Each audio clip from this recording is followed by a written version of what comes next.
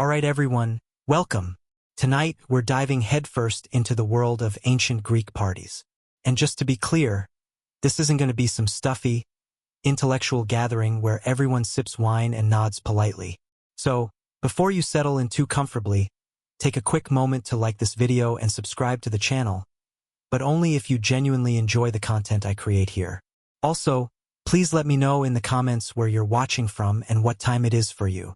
It's always so interesting to see who's joining us from all corners of the globe. Okay, now, dim the lights a bit and let's embark on this evening's adventure together. But make no mistake, you're not simply going to a party. A party would imply things like joy, spontaneity, and even the option to leave early without causing a social faux pas. Instead, you're attending a symposium. Now, this is a very serious-sounding word that the ancient Greeks used to cleverly disguise the fact that a group of grown men were planning to drink wine until their opinions reached a volume far exceeding their actual reasoning abilities. The invitations were always carefully worded. Mind you, they never actually mentioned alcohol. Instead, they highlighted things like stimulating discussion, sharing of ideas, the bonds of friendship, and perhaps even the pursuit of virtue. But that's precisely how you knew wine would definitely be involved. Food, however, was strictly off the menu. You were expected to eat beforehand somewhere else, because dinner was considered merely the warm-up act. The entire purpose of the symposium was to allow everyone to focus on the main event, seeing just how many philosophical beliefs could survive prolonged and repeated exposure to copious amounts of wine. You arrive at the house, carefully pretending that you're there for some serious intellectual stimulation. This, of course, is a polite fiction. No one calls you out on it, however, because they're all engaging in the same charade. You're expected to actively participate. Quietly listening is considered highly suspicious. Silence suggests either unbearable arrogance or, even worse, complete sobriety, and neither of those is welcome at a symposium. A servant removes your shoes, which feels almost ceremonial until you realize the primary reason is to prevent you from slipping and falling later in the evening. The room is set up with couches lining the walls. Chairs are deliberately absent because chairs imply posture. Posture, in turn, implies self-control. And self-control is the enemy of everything a symposium stands for. You recline awkwardly, trying to appear as though this position is perfectly natural, which is difficult because the human body simply wasn't designed to lie sideways while simultaneously debating complex moral issues. You glance around and notice that everyone else is also pretending to be comfortable in this bizarre position. You join them in this shared delusion.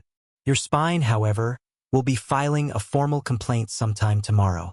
The lighting is kept low, not for any romantic ambience, but so that no one can clearly see each other's increasingly unhinged expressions as their judgment begins to decline. The room buzzes with a quiet anticipation, the distinct sound of men about to become incredibly confident about subjects they only vaguely understand. You tell yourself that this will be a civilized evening of thoughtful conversation, moderate drinking, and reasonable conclusions. You make these promises to yourself in the same way that people promise they'll only have a single cup of coffee. Then the wine arrives. It's mixed with water, of course, because the ancient Greeks were many things, but suicidal was not one of them. You nod approvingly at the ratio, even though you know full well that you'll be completely ignoring it later on. The symposium has now officially begun. At this point, reason is still technically present in the room, but it won't be sticking around for long, because once everyone starts drinking in earnest, the symposium reveals its true underlying purpose. Not to discover profound truths, but to test the limits of how confidently wrong a person can be while simultaneously reclining on a couch. And you are about to participate in this test enthusiastically.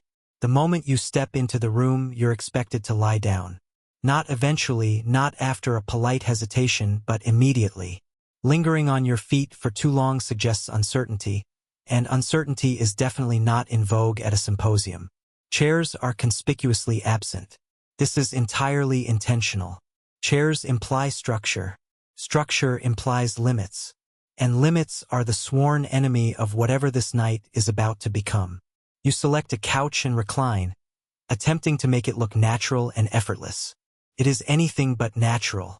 The human body was never meant to eat, drink, gesture wildly, and argue about morality while propped up on one elbow like a fainting aristocrat. But everyone else is doing it, so you fully commit to the bit. Half reclining is far worse than simply being wrong. It's downright embarrassing. Your left arm goes numb almost immediately. You ignore it. Complaining would suggest weakness, and weakness only invites philosophical attacks. You adjust your position slightly, which somehow only makes it worse. At this point, you accept that proper circulation is now entirely optional, and any semblance of dignity is already a distant memory. Reclining isn't about comfort in the slightest. It's about achieving equality. When everyone is lying down, no one is towering over anyone else. Power is flattened. Authority becomes conversational. Plus, it also becomes much easier to spill wine without having to stand up to clean it. The couches are positioned along the walls, forming a ring of bodies all facing inward. This ensures maximum eye contact and lots of it. There's no hiding in the back. Every single opinion you express will be witnessed, remembered, and potentially quoted back to you later. Incorrectly, of course, but with unwavering confidence. Servants move silently through the room, carefully stepping over sandals and dodging stray elbows. You can't help but admire their skill. They've clearly done this many times before. They can already predict which guests will become utterly unbearable first. As you settle in, you start to notice the subtle competition. Who looks the most relaxed? Who reclines as if this is their natural state of being? Who looks like they were born arguing sideways? You try to emulate their ease. You fail miserably, but no one comments. They're far too busy preparing their own performances.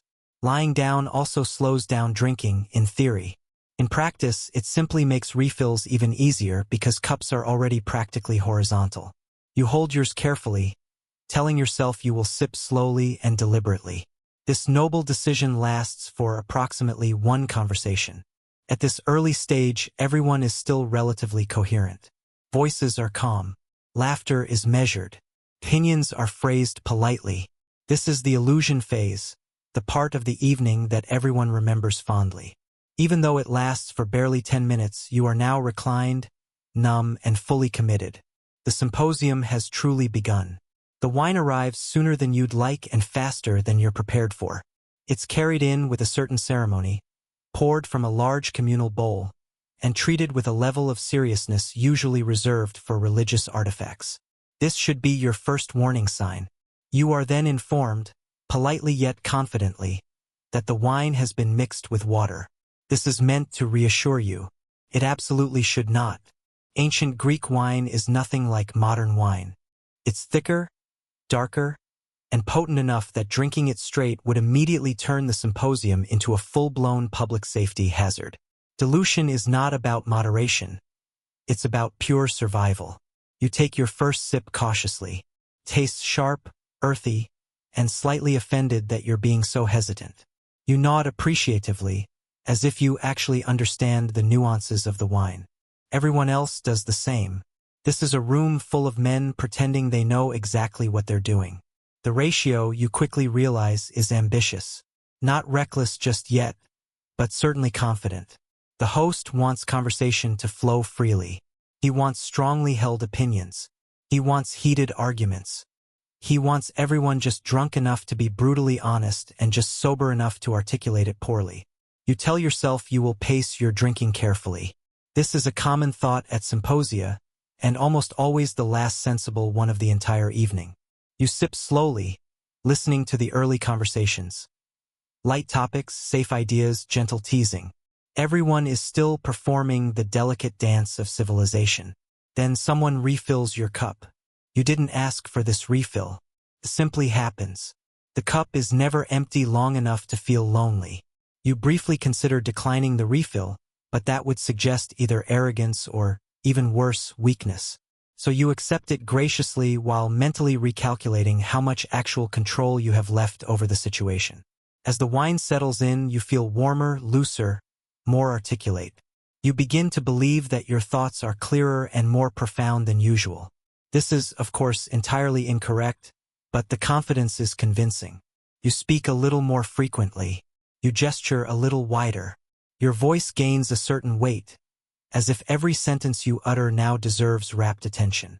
Around the room, the same transformation is happening to everyone else. Laughter becomes louder and less restrained. Interruptions become more frequent. Agreements become wildly enthusiastic. Disagreements become surprisingly personal. The wine is doing exactly what it was intended to do. You glance at the communal bowl and realize it's already lower than it probably should be. Someone makes a joke about it. Someone else refills your cup again. You stop keeping count. At this point, the symposium crosses an invisible threshold. No one announces it. No one explicitly acknowledges it, but everyone instinctively feels it. The night is no longer being guided by reason or logic. The wine has taken over politely, efficiently, and with everyone's full consent, and you are absolutely sure that this is all going remarkably well. At some point, someone decides that the evening needs structure. This is almost adorable in its naivete. In a misguided effort to preserve balance, moderation, and the illusion of control, a symposiarch is appointed. This is the person who is supposedly responsible for regulating the wine consumption, setting the pace, and preventing the symposium from devolving into a complete philosophical crime scene. This person is chosen either because they are genuinely respected, mildly intimidating, or simply sitting closest to the communal wine bowl. None of these qualities will ultimately matter. The symposiarch announces the rules. He speaks confidently, as if authority still holds any weight in the room. He explains the proper wine-to-water ratio, the appropriate timing of refills, and the vital importance of not drinking too much too fast. Everyone nods in solemn agreement. These nods, however, mean absolutely nothing. They are merely ceremonial nods, like the kind you give before completely ignoring instructions. For about 5 minutes, the system actually works. Cups are filled carefully. Refills are spaced out deliberately. People pretend that restraint is a shared cultural value. You even start to believe that this might actually succeed. Then someone laughs just a little too hard. Then someone else refills their cup without asking permission. Then the symposiarch refills his own cup, which is definitely not a good look for leadership. You watch his authority quietly dissolve as guests begin topping off their wine glasses whenever a servant happens to walk by. No one challenges him directly, of course. That would be rude. Instead, everyone simply behaves as if the rules are merely suggestions, like the way people treat speed limits on deserted highways. The symposiarch attempts to reassert control. He clears his throat loudly. He makes a vague comment about the importance of moderation. Someone responds with a witty joke. The room erupts in laughter. The moment is gone. From now on, the symposium will run purely on momentum. You notice that cups are no longer being emptied before they're refilled.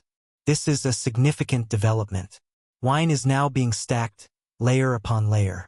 Conversations begin to overlap and blur together. The volume in the room steadily increases. The symposiarch finally gives up and reclines deeper into his couch, accepting his inevitable fate. This is not a failure on his part. This is simply tradition. The position of symposiarch exists not to actually maintain order, but to give the evening a brief head start before the inevitable descent into complete chaos. It provides structure in the same way that a thin rope provides structure to a massive landslide. You stop paying any attention to who is supposedly in charge, because no one actually is. The wine decides now, and strangely, this feels right. The symposium is no longer pretending to be governed by reason or decorum. It has finally reached its natural state. A room full of confident voices, loosened inhibitions, and cups that are never empty long enough to cool. Responsibility had its moment, passed quietly without protest. Once responsibility has officially left the building, entertainment arrives. This is ostensibly meant to elevate the evening. It does not. It does, however, make it significantly louder. Someone produces a liar. This person firmly believes they are exceptionally talented. No one challenges this deeply held belief because the wine has now reached the point where disagreement feels like an unnecessary expenditure of energy. The first notes are plucked, and you nod appreciatively, even though you honestly can't tell whether the instrument is being carefully tuned or slowly threatened. Music at a symposium is never merely background noise. It demands your full and undivided attention. You're expected to listen intently, react appropriately, and look emotionally moved by the performance. So you do. You tilt your head slightly. You close your eyes for a brief moment.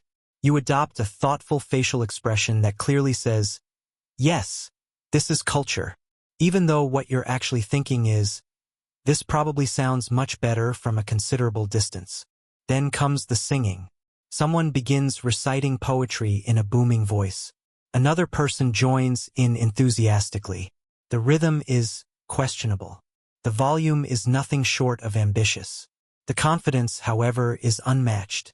You clap politely at the end because that is simply what civilized people do when they're genuinely unsure whether something has gone horribly wrong. The musician, encouraged by the applause, continues his performance.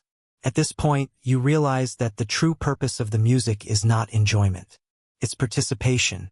It fills the room, prevents awkward silences, and gives everyone something to collectively agree on without having to think too hard. You tell yourself that it's definitely better than more intense debating.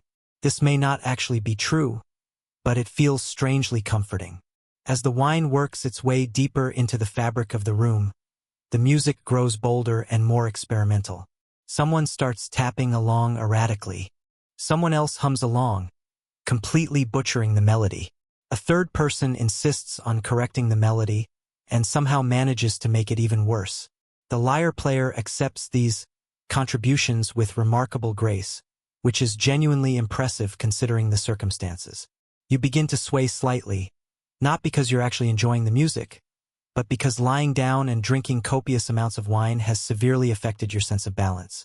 You assure yourself that this looks perfectly natural. The servants move through the chaos with practiced indifference. They have undoubtedly seen this all before. They know exactly how this ends. They refill cups while expertly stepping around enthusiastic gestures and dangerously expressive elbows. By now, the music is no longer entertainment. It's simply become atmosphere. It blends seamlessly into the background noise of laughter, the ebb and flow of conversation, and the occasional splash of wine landing just a little too close to the floor. You continue to nod, clap politely, and pretend that this is precisely how you had hoped the evening would go. And somewhere in the back of your mind, you realize something important. This is only the beginning. Once the music has sufficiently softened everyone's judgment and the wine has fully convinced you that your reflexes are now razor-sharp, someone suggests games. This is the true turning point. This is the moment where the evening stops even pretending to be about high culture and becomes entirely about proving things that absolutely do not need proving. The games are simple. That's what makes them so incredibly dangerous. One game involves flicking wine from your cup at a designated target, usually a small dish or bowl placed precariously across the room. The rules are explained quickly and poorly. Accuracy is greatly praised. Spillage is completely ignored. You participate because opting out would imply either cowardice or, even worse, sobriety. You flick and you miss entirely. Wine splashes onto the floor. No one cares in the slightest. In fact, someone actually cheers. You are emboldened by this positive feedback and flick again, this time with even more confidence and significantly less control. The target is now purely theoretical. Another game involves posing riddles. Someone asks a clever question, fully expecting clever answers in return. This works for approximately one round. After that, the riddles become increasingly abstract, then aggressively confusing, and finally completely indistinguishable from random statements. You offer an answer anyway. Everyone nods sagely, as if it makes perfect sense. The point is not to win. The point is purely participation. The point is simply to generate more noise. As the games progress, the room becomes noticeably more animated. Reclining transforms into half-sitting. Half-sitting transforms into leaning precariously forward. Gestures become wider and more dramatic. Cups tilt dangerously. The couch leg becomes suspiciously wet. You notice that people are now laughing even before the jokes have landed. Sometimes there isn't even a joke at all. Laughter arrives anyway, as if summoned by some unseen force. At some point, a competitive spirit unexpectedly emerges. Someone insists on keeping score. This is abandoned almost immediately when no one can agree on the rules or even the actual numbers. Another person claims victory anyway. No one disputes it. Wine is now absolutely everywhere. On hands, on clothing, on the floor, on complex philosophical ideas. Servants stop even attempting to clean up and switch to full-blown damage control. They have fully accepted that the symposium has now entered its most active and uninhibited phase. You feel unusually confident in all of your abilities. You are now absolutely convinced that your aim has dramatically improved. It has not. You flick wine with dramatic flair and promptly knock something over. It makes a sound that suggests it was probably quite important. There is a brief moment of stunned silence, then uproarious laughter. Encouraging laughter. This is how the games work. They subtly remove restraint, amplify bravado, and gently push everyone toward the very edge of acceptable decorum, and then gleefully shove them right over it. You are undeniably having fun. You are also absolutely making a complete fool of yourself. Both of these things can be true simultaneously. Just when you think the evening has reached its absolute peak of harmless chaos, philosophy arrives unexpectedly. Not politely, not on any kind of schedule. It simply barges in, sets itself down right between two spilled cups of wine, and demands to be taken entirely seriously. Someone clears their throat with great importance and announces a topic for discussion. It doesn't actually matter what the topic is. Virtue, justice, love, the good life, the true nature of reality. You recognize the words immediately and feel a surge of unfounded confidence because you have definitely heard these words before. This fully convinces you that you are now eminently qualified to speak authoritatively on the matter. You begin carefully forming a thoughtful. The sentence begins promisingly, full of potential. But it meanders, ultimately arriving at a completely different destination. Yet nobody seems to notice the deviation. They're far too engrossed in formulating their own contributions, each convinced that their perspective will offer a more profound insight. Within moments, the room is buzzing with opinions. Not structured arguments, mind you, but rather a collection of loud, assertive pronouncements. Everyone speaks as though they're unearthing timeless wisdom in real time, even though half of what's being said was overheard just last week, and the other half was likely conceived during the most recent wine refill. Interruptions are common, a constant back and forth. This isn't viewed as rudeness, but rather as a sign of active engagement. Gestures become exaggerated, almost theatrical. There's pointing, waving, and a general inclination to lean back more aggressively. At one point, you narrowly avoid spilling your drink, managing to steady the cup just in the nick of time. This near miss feels like a personal triumph, worthy of acknowledgement. So, you mention it, although no one seems to be paying attention. Someone insists that virtue can be taught, while another vehemently disagrees. A third person interjects, claiming that both positions are incorrect, without bothering to explain why. You nod enthusiastically, because it intuitively feels right. The wine has now reached that stage where every idea seems to carry immense urgency, and even brief silences become unsettling. You speak not necessarily because you have something meaningful to contribute, but because remaining silent feels like a form of defeat.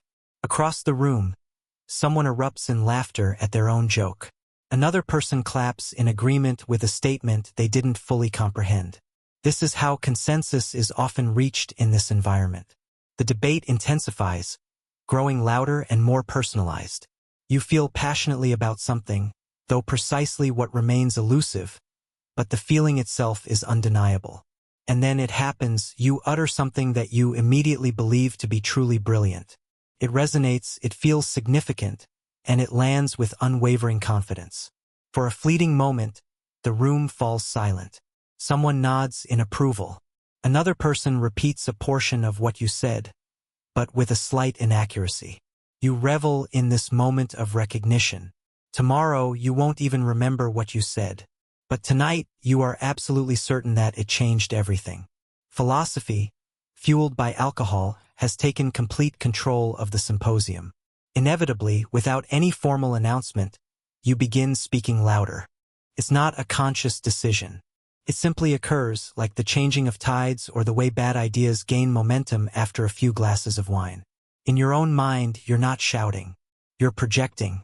There's a distinct difference, and you're convinced that everyone recognizes and appreciates it. Your voice now carries across the entire room. This feels undeniably important. You lean forward on the couch, gesturing expansively as if sheer volume can somehow transform your thoughts into coherence. It doesn't work, but the effort is nonetheless impressive. You notice that when you speak loudly, people actually look at you. This reinforces the behavior. Eye contact becomes a form of validation. You strategically insert pauses for dramatic effect. However, the pauses are too long, and someone inevitably fills them. You raise your voice slightly to regain control. This works, but only temporarily. Your arguments have become increasingly simplistic. Nuance has quietly slipped out of the room, taking logic along with it. You no longer bother to explain the reasoning behind your beliefs. You simply state them firmly, as if firmness itself is sufficient evidence. This is incredibly satisfying. Around you, everyone else has reached a similar stage of inebriation and self-assurance. Conversations overlap, creating a cacophony. No one is truly listening. People respond to fragments of sentences, nodding vigorously at points that were never actually made. Agreement and disagreement blur into a single, loud, amorphous activity. You laugh louder, too. You're not entirely sure what you're laughing at, but the timing feels right. Someone else joins in, creating a fleeting moment of shared joy that you assume will be fondly remembered. It won't be. Your gestures become increasingly ambitious. You knock something over again. This time you notice, offer an enthusiastic apology, and continue speaking without waiting for a response. This is deemed acceptable. You are convinced that your thoughts are clearer than they have ever been. You feel articulate, expressive, unstoppable. In reality, you are repeating yourself with increasing confidence and decreasing precision. This doesn't particularly bother you. At one point, you hear yourself talking and think, yes, this is exactly what a serious thinker sounds like. This thought brings you great comfort. The room is now fully alive, loud, warm, and vibrating with overlapping opinions. Wine cups are constantly being refilled. Servants have ceased trying to intervene. You are no longer merely participating in the symposium. You are the symposium itself. And somewhere deep inside, a quieter, more rational version of you is taking mental notes for tomorrow, though those notes will likely be ignored completely. That's when you notice him. There is always one man at these gatherings who seems out of place, who shouldn't exist. While everyone else has gradually loosened up, softened their edges, and emotionally surrendered to the wine, this man remains sharp, upright, and annoyingly present. He drinks his share, and yet somehow the alcohol has no discernible effect. You do not like this man. He reclines calmly, listening more than speaking. His eyes are clear, his posture is steady. He remembers names. He follows the arguments with ease. He reacts at appropriate moments. This is deeply unsettling. You glance at his cup, hoping to find that it's been secretly filled with water. It hasn't. Every time you make a bold claim, this man tilts his head slightly. Not aggressively, not dismissively, but thoughtfully. This is even worse. You can't determine if he agrees, disagrees, or is simply cataloging your mistakes for later use. Someone poses a question to him. He answers concisely, clearly, with terrifying coherence. The room quiets for a moment, as if recognizing the presence of a predator. You feel the sudden urge to interrupt, not because you disagree with what he's saying, but because the silence feels dangerous. You speak louder than you intended. He looks at you again. This man will remember tonight. While others are repeating themselves, exaggerating stories, and slowly unraveling, he continues to engage with fresh points. You begin to suspect that he is not drinking wine the way everyone else is. He is drinking it like a tool. This feels unfair. You reassure yourself that no one will remember what you said earlier, that everything spoken here will dissolve by morning into vague impressions and wine-soaked regret. This belief crumbles every time he nods, smiles faintly, or responds directly to something you said 10 minutes ago, accurately. You avoid his gaze. You reposition yourself on the couch, pretending that your arm has gone numb again. You laugh loudly at a nearby joke, hoping that distraction will save you. It doesn't. At some point, someone praises this man for his endurance. He shrugs modestly. You resent him for this, too. The symposium continues around him like a storm, but he remains untouched, a calm center of memory and clarity. You realize with a sinking feeling that tomorrow, when you struggle to recall the evening, this man will recall it for you in detail. You decide to drink more. This seems like the correct response because if one person is going to remember everything you said tonight, the least you can do is make sure you don't. At some point in the evening, usually between a particularly confident argument and a poorly aimed gesture, you notice something important by its absence. Respectable women are not here. This is not an oversight. This is policy. The symposium is a male space, designed very carefully to be exactly that. Wives, daughters, and women of good standing remain elsewhere, protected from this spectacle, or perhaps protected from you. The Greeks call this order. You call it convenient because no one you actually have to face tomorrow is present to hear what you are saying tonight. The women who are present fall into very specific categories. Musicians, entertainers, courtesans. They are educated, articulate, and far more sober than anyone on the couches. This is not an accident. Someone has to remember how the night actually went.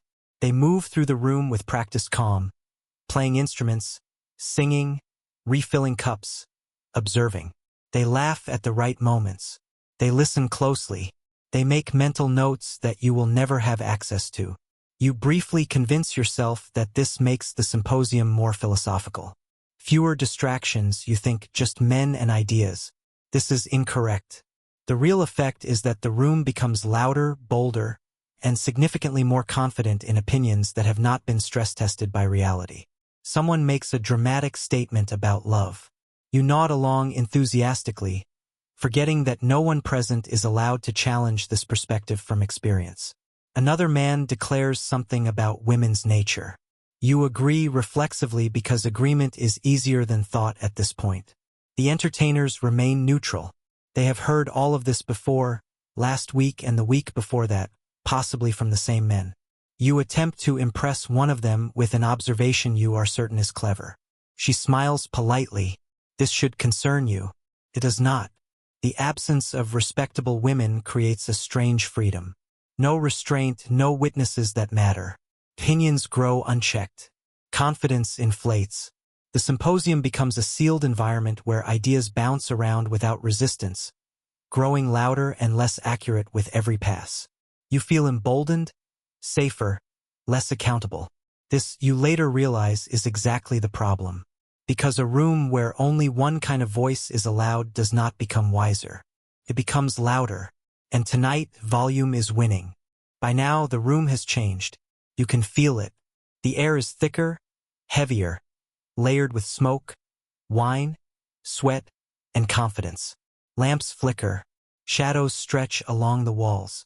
What once felt intimate now feels crowded, even though no one new has entered. This is what happens when too many opinions occupy too little space. You are warm, too warm. The kind of warm that makes you forget when you last felt comfortable. You shift on the couch, trying to cool down without standing up because standing up would involve consequences.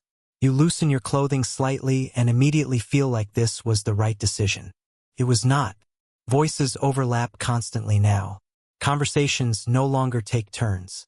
They collide. Someone laughs loudly from across the room, not because something was funny, but because laughter has become a reflex. You join in without knowing why. This feels natural. Emotions begin leaking into the discussions. What started as abstract ideas now sound suspiciously personal. A debate about justice turns into a complaint about unfair treatment. A discussion about virtue becomes an accusation. Someone mentions honor.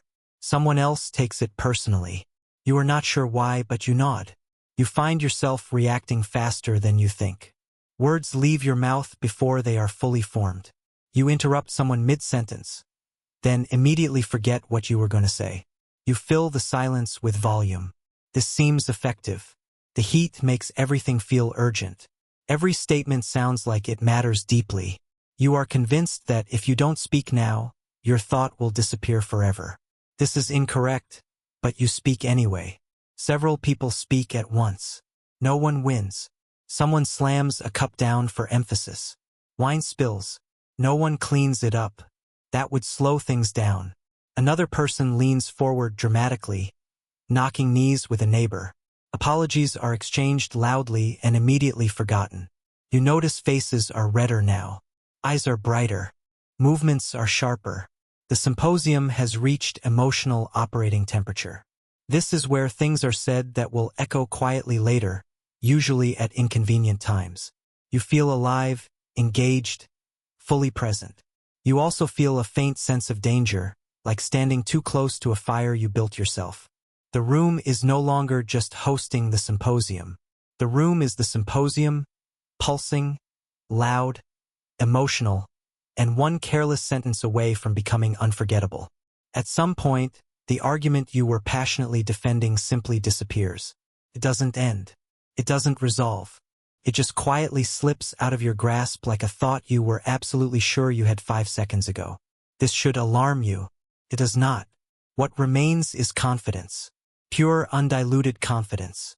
You no longer remember what started the debate, but you are certain you were correct. You feel this deeply in your bones, in your gestures, in the way you nod while someone else speaks, as if confirming points that may or may not align with what you were previously saying. Someone challenges you. You respond immediately without hesitation. The response is firm, decisive, and completely unrelated to the challenge. No one points this out. That would slow the momentum. Momentum is sacred.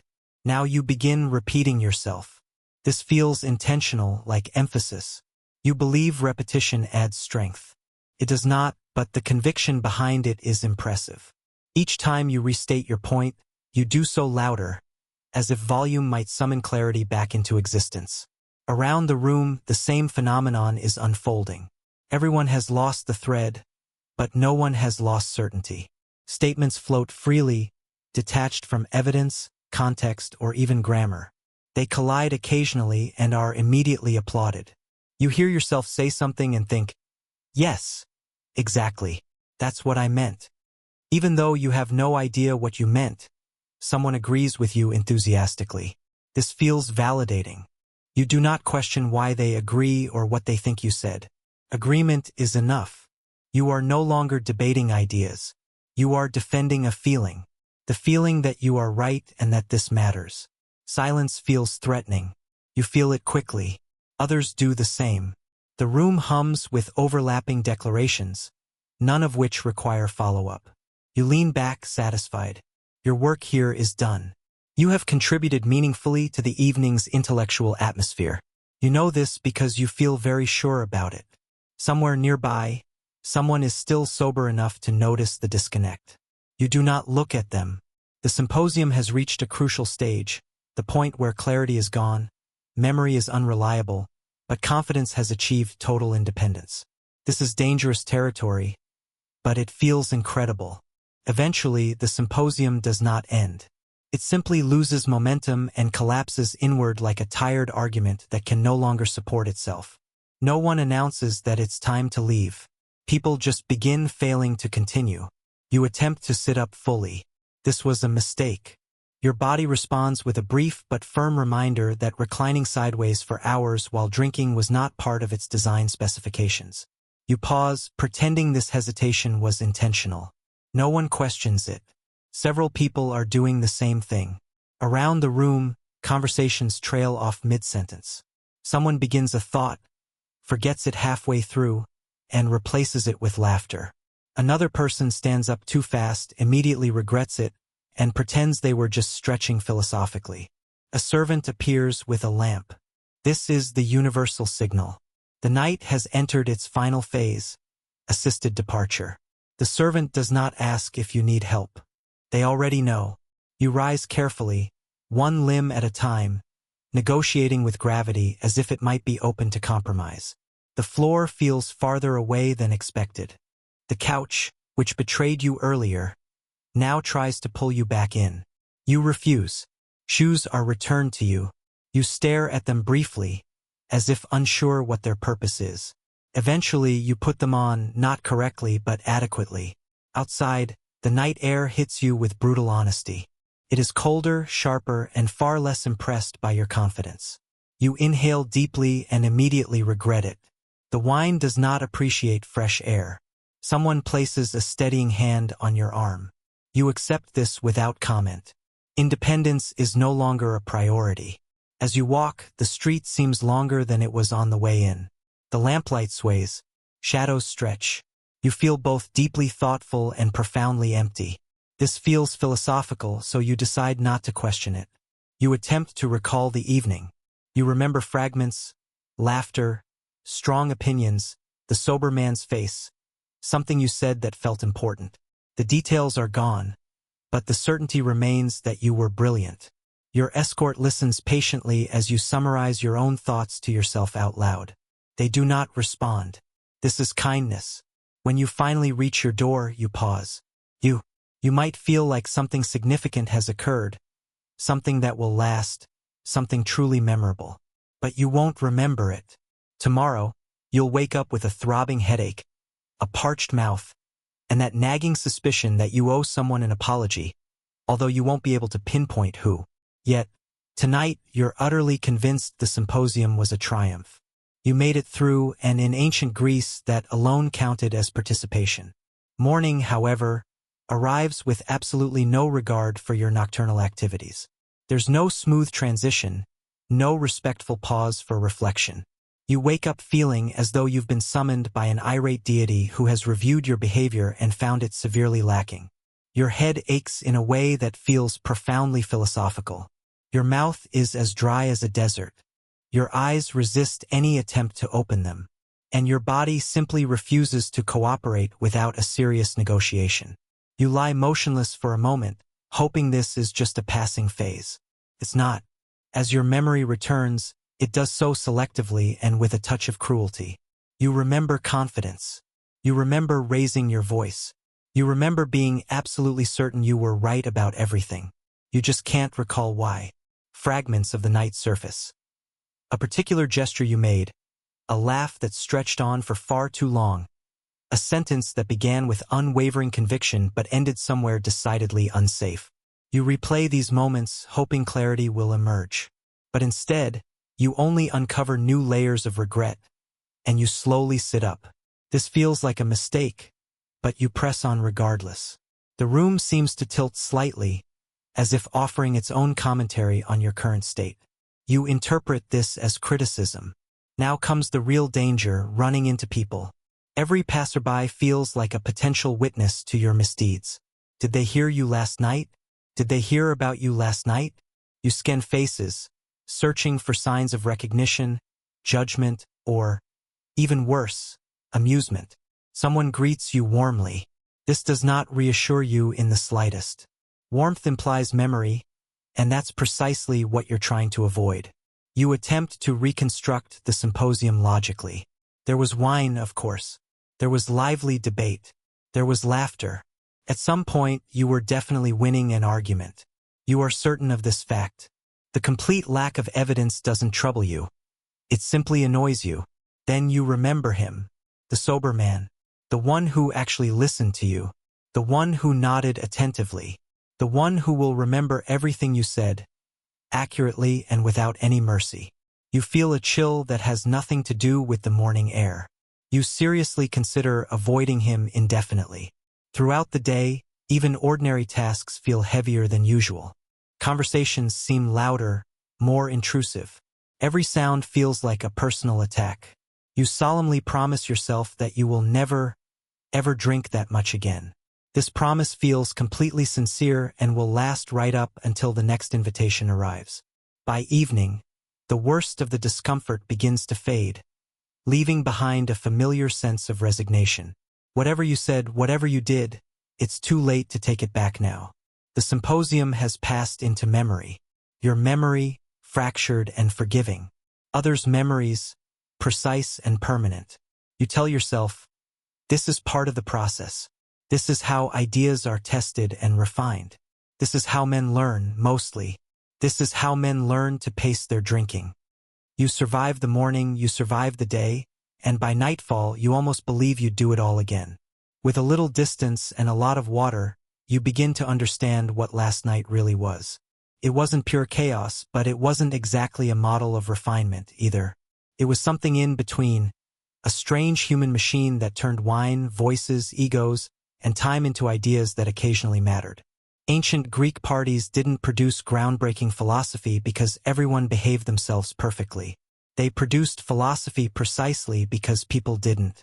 Ideas weren't born in silence or calm contemplation.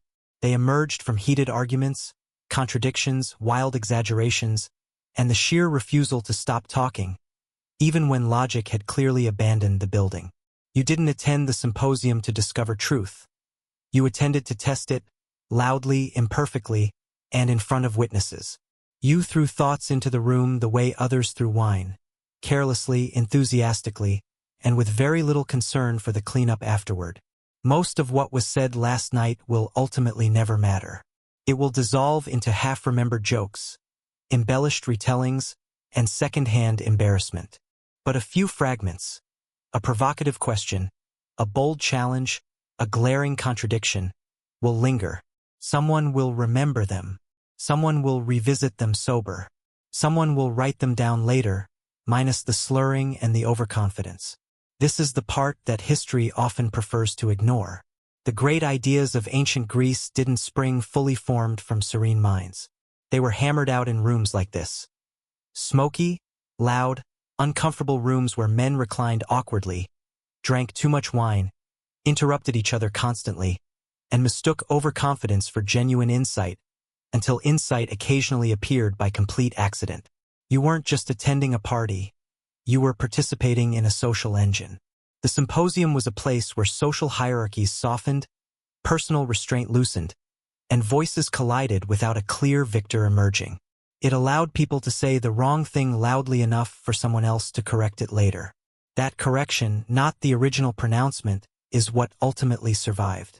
From nights like this came philosophy, politics, theater, and art. Not because the environment was ideal, but because it was human. Messy, emotional, flawed, repetitive, and loud. So when you imagine ancient Greek parties, don't picture calm men in white robes nodding thoughtfully. Picture a room full of overconfidence, spilled wine, half-finished thoughts, and that one guy who remembers absolutely everything. Picture ideas being born not from order but from friction. You weren't there to behave. You were there to contribute, even if you did it badly. And somehow, against all odds, it worked. That is what ancient Greek parties were actually like. Before cooking evolved into culture, it was simply about survival. Long before kitchens had walls or even names, they existed as simple rings of stones surrounding a fire that was never truly allowed to go out. In the ancient world, flame was humanity's first tool, its first technology, and the essential line between life and death. Cooking didn't begin with a quest for taste. It began with sheer necessity. Early humans quickly learned that raw food carried significant risks. Meat spoiled rapidly, roots were difficult to digest, and parasites posed an invisible but ever-present threat. Fire changed all of that. Heat softened tough fibers, neutralized harmful bacteria and diseases, and released energy trapped inside plants and animal flesh.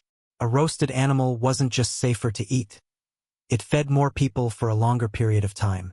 In this sense, cooking was humanity's earliest form of efficiency. These first meals were undeniably simple, but they were also deliberate. Meat was skewered on sharpened sticks or laid directly on hot stones. Tubers were buried in ash to cook slowly underground. Nothing was wasted. Bones were cracked open for the nutrient-rich marrow inside. Fat dripped into the fire, flavoring everything around it. Smoke clung to hair, skin, and clothing, becoming the unmistakable scent of daily life. There were no written recipes, of course, but there was a wealth of accumulated knowledge. Elders knew instinctively which plants became edible after being heated and which remained deadly, no matter what you did to them. Fire made bitter roots tolerable and transformed poisonous seeds into essential staples. Cooking was learned through observation, imitation, and memorization, not through writing or formal instruction. Over time, fire itself became organized and managed. Hearths were built in fixed locations. Ash was cleared, stones were carefully arranged, and airflow was intentionally managed. This wasn't accidental. A well-maintained hearth meant a consistent source of heat, which, in turn, meant predictable access to food. Predictable food meant increased stability, and stability ultimately led to permanent settlements. In this way, cooking played a crucial role in anchoring humans to a specific place long before agriculture fully took hold. Flavor came later. At first, there was only heat, smoke, and time. But even then, subtle preferences began to emerge. Some foods simply tasted better roasted than boiled. Some meats were noticeably sweeter when cooked slowly over low heat. These small observations were the humble ancestors of what we now call cuisine. The birth of cooking was far from glamorous. It was smoky, messy, and frequently dangerous. Burns were common. Fires often spread uncontrollably. But every cooked meal quietly rewired the human body and brain, allowing for increased energy, larger and more complex communities, and longer lives. Before cooking became an art form, before it was steeped in tradition, before it was a source of pleasure, it was simply fire, patience, and hunger working in concert. As fire became controlled, cooking became contained. In ancient Mesopotamia, one of the world's earliest urban civilizations, this shift took a decisive form: clay. The invention of pottery revolutionized ancient kitchens forever. Food was no longer limited to being roasted or scorched over an open flame. It could now be simmered, mixed, and transformed slowly over time. Mesopotamian kitchens revolved around clay pots set directly into hearths. These vessels made boiling and stewing possible, methods perfectly suited to a land shaped by rivers, abundant grain, and domesticated livestock. Barley, wheat, onions, garlic, and lentils formed the nutritional backbone of daily meals. Meat was a luxury, often stretched thin by cooking it in broths that could feed many mouths at once. What makes Mesopotamian cooking truly extraordinary is that it was recorded on clay tablets pressed with cuneiform script. Scribes meticulously documented some of the oldest known recipes in human history. These weren't poetic descriptions, but rather practical instructions that included precise quantities, step-by-step directions, and lists of ingredients. Cooking had officially entered the realm of knowledge worthy of preservation. The stews themselves were remarkably complex. They combined meat with leeks, a variety of herbs, fermented sauces, and rich fats. Some recipes even included milk, beer, or blood as thickening agents. Flavor came from achieving a careful balance rather than relying on intense spice or heat. Salty, sour, and earthy notes were layered together in ways that feel surprisingly modern. These meals weren't cooked in isolation. Kitchens were inherently social spaces, especially in larger households and within temple complexes. Women, servants, and enslaved workers prepared food in large quantities, feeding families, laborers, and even the gods themselves. Offerings to deities were cooked with the same care and attention as meals for humans, reinforcing the idea that food connected the divine and the everyday. Technology quietly supported all of this culinary activity. Ovens made from clay and brick allowed for bread baking, while covered pots effectively controlled evaporation and heat. Lids mattered, timing mattered, and experience mattered above all else. A good cook was valued not just for the taste of their food, but for their ability to maintain consistency. Mesopotamian cooking reveals something crucial. Once food could be contained, it could also be planned. Meals could be richer, more filling, and more reliable. Cooking was no longer just about surviving the day. It was about sustaining an entire society. From smoky fires to bubbling stews, the ancient kitchen had taken its first true shape. In ancient Egypt, cooking followed the rhythm of the river. The Nile didn't just flood fields and nourish crops. It dictated the ebb and flow of daily meals. As the waters rose and fell, they determined what could be grown, stored, and ultimately eaten. Egyptian cooking was deeply practical, built around abundance when nature allowed and careful restraint when it did not. Bread was the foundation of nearly every meal. Made primarily from emmer wheat and barley, It came in countless forms: flat, thick, sweetened with dates, or shaped into elaborate loaves for religious offerings. Grinding grain was arduous labor, often performed daily using stone querns. Sand inevitably found its way into the flour, slowly wearing down teeth over a lifetime. Eating bread was nourishing, but it was not a gentle experience. Beer was just as essential. Thick, cloudy, and low in alcohol, it was safer than drinking water and consumed by adults and children alike. Beer was brewed from partially baked bread that was crumbled, soaked, and then fermented. It provided essential calories, vital nutrients, and a sense of comfort, making it more of a liquid meal than a mere beverage in the modern sense. Egyptian kitchens were simple but well-organized. Hearths were built from mud brick, and clay ovens baked bread by trapping heat inside dome structures. Cooking pots were typically round-bottomed and designed to sit either in the hot ashes of the fire or to be propped up by stones. There was no sense of urgency. Most dishes simmered slowly, fueled by patience rather than intense flame.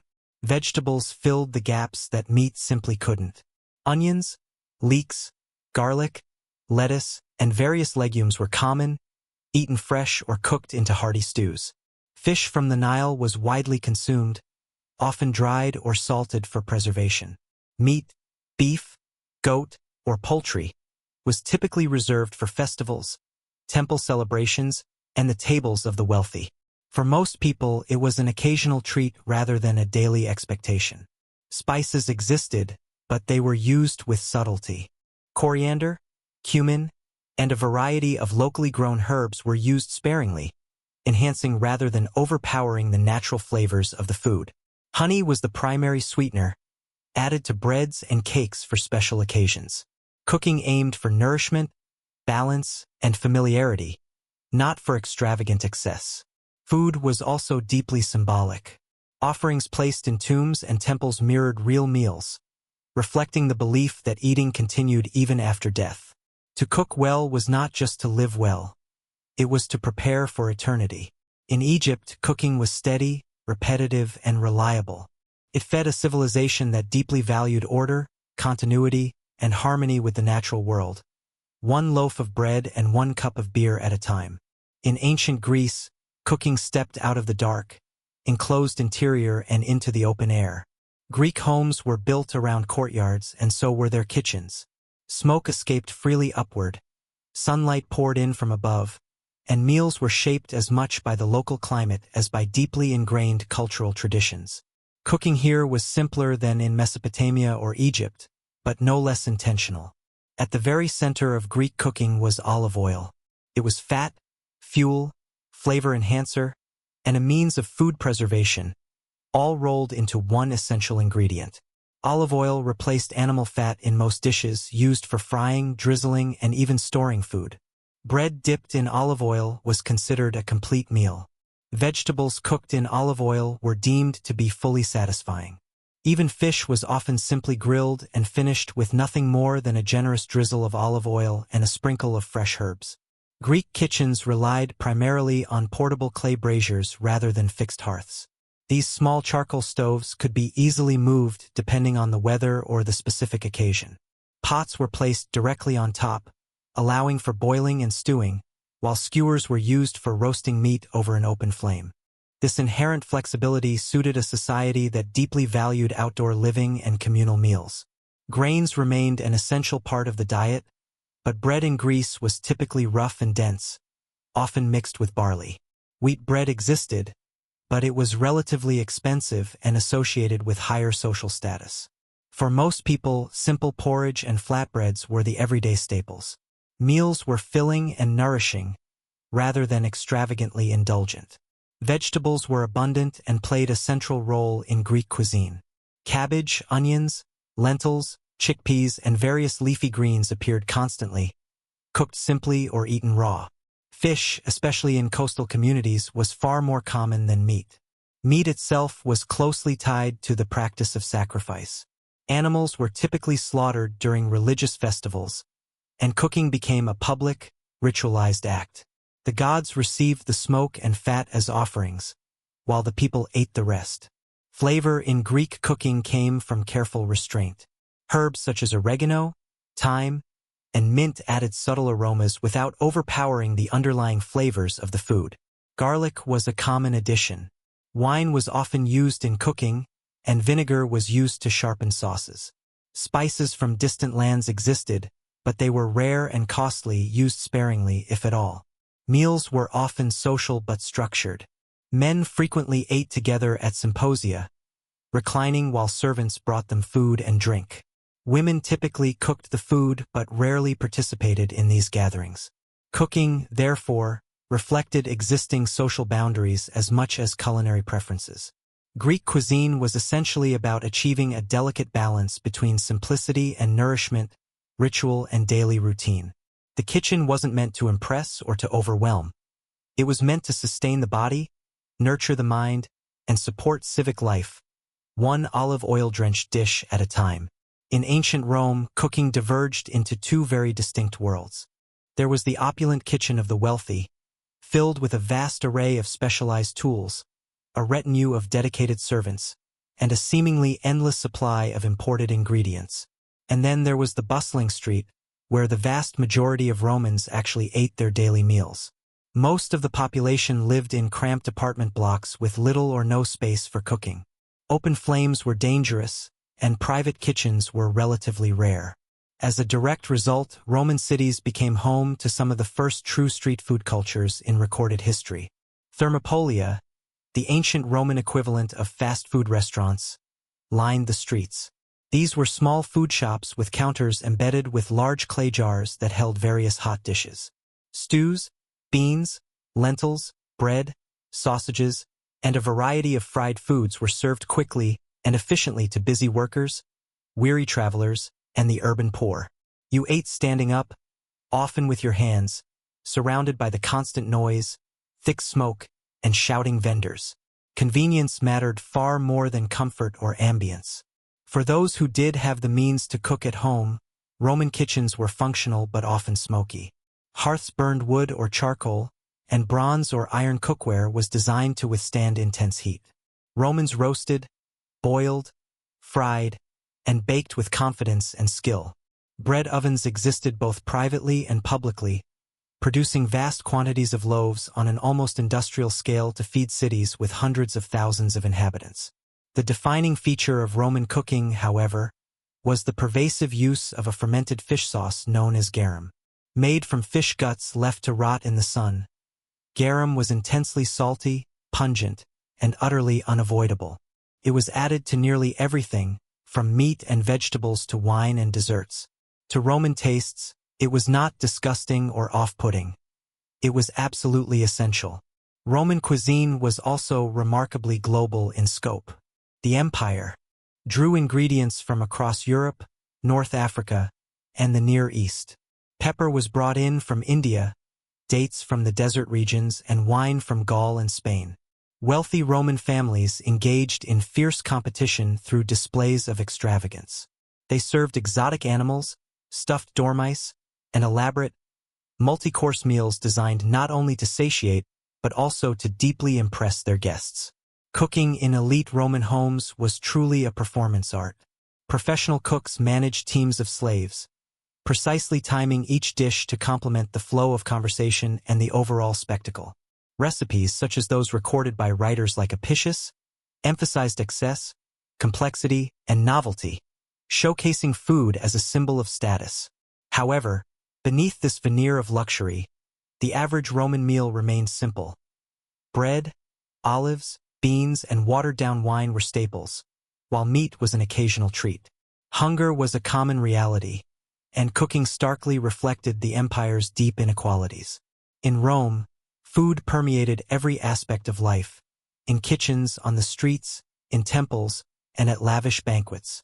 Cooking had evolved beyond mere survival or tradition, becoming an expression of identity, power, and display.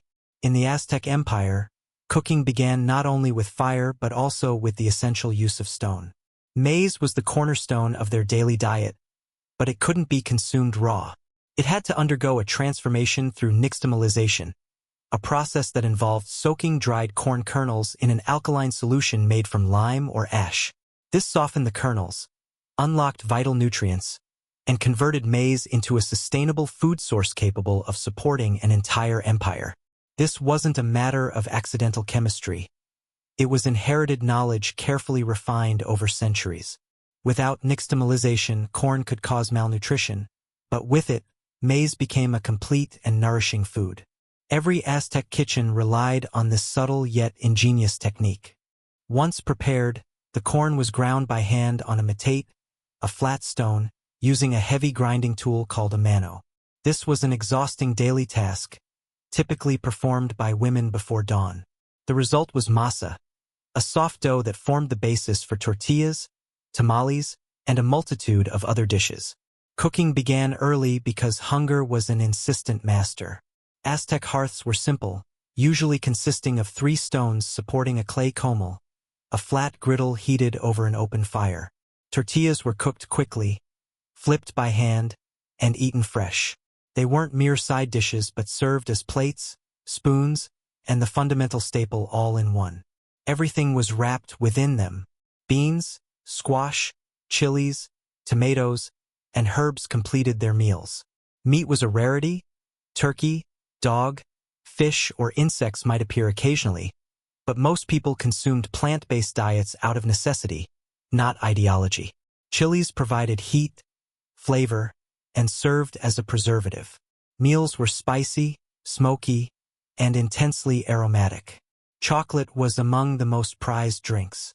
Made from ground cacao beans mixed with water, chili, and spices, it was bitter, foamy, and served cold. Chocolate was not a dessert. It was a ritual beverage, a form of currency, and a symbol of status. Only the elite could enjoy it freely. For everyone else, it was a sacred and rare indulgence. Cooking in the Aztec world was inseparable from religion. Fire was considered alive. Food offerings were made to nourish the gods. Meals adhered to calendars, rituals, and cosmic cycles. Even everyday cooking carried a spiritual significance. Technology was understated yet effective. Metal cookware was non-existent, yet the system worked. Stone, clay, fire, and precise timing took the place of iron and steel. Efficiency stemmed from tradition, not tools. Aztec cooking was labor-intensive, repetitive, and utterly essential. Each tortilla was the culmination of hours of preparation, and every meal reminded people that survival depended on knowledge passed down from generation to generation.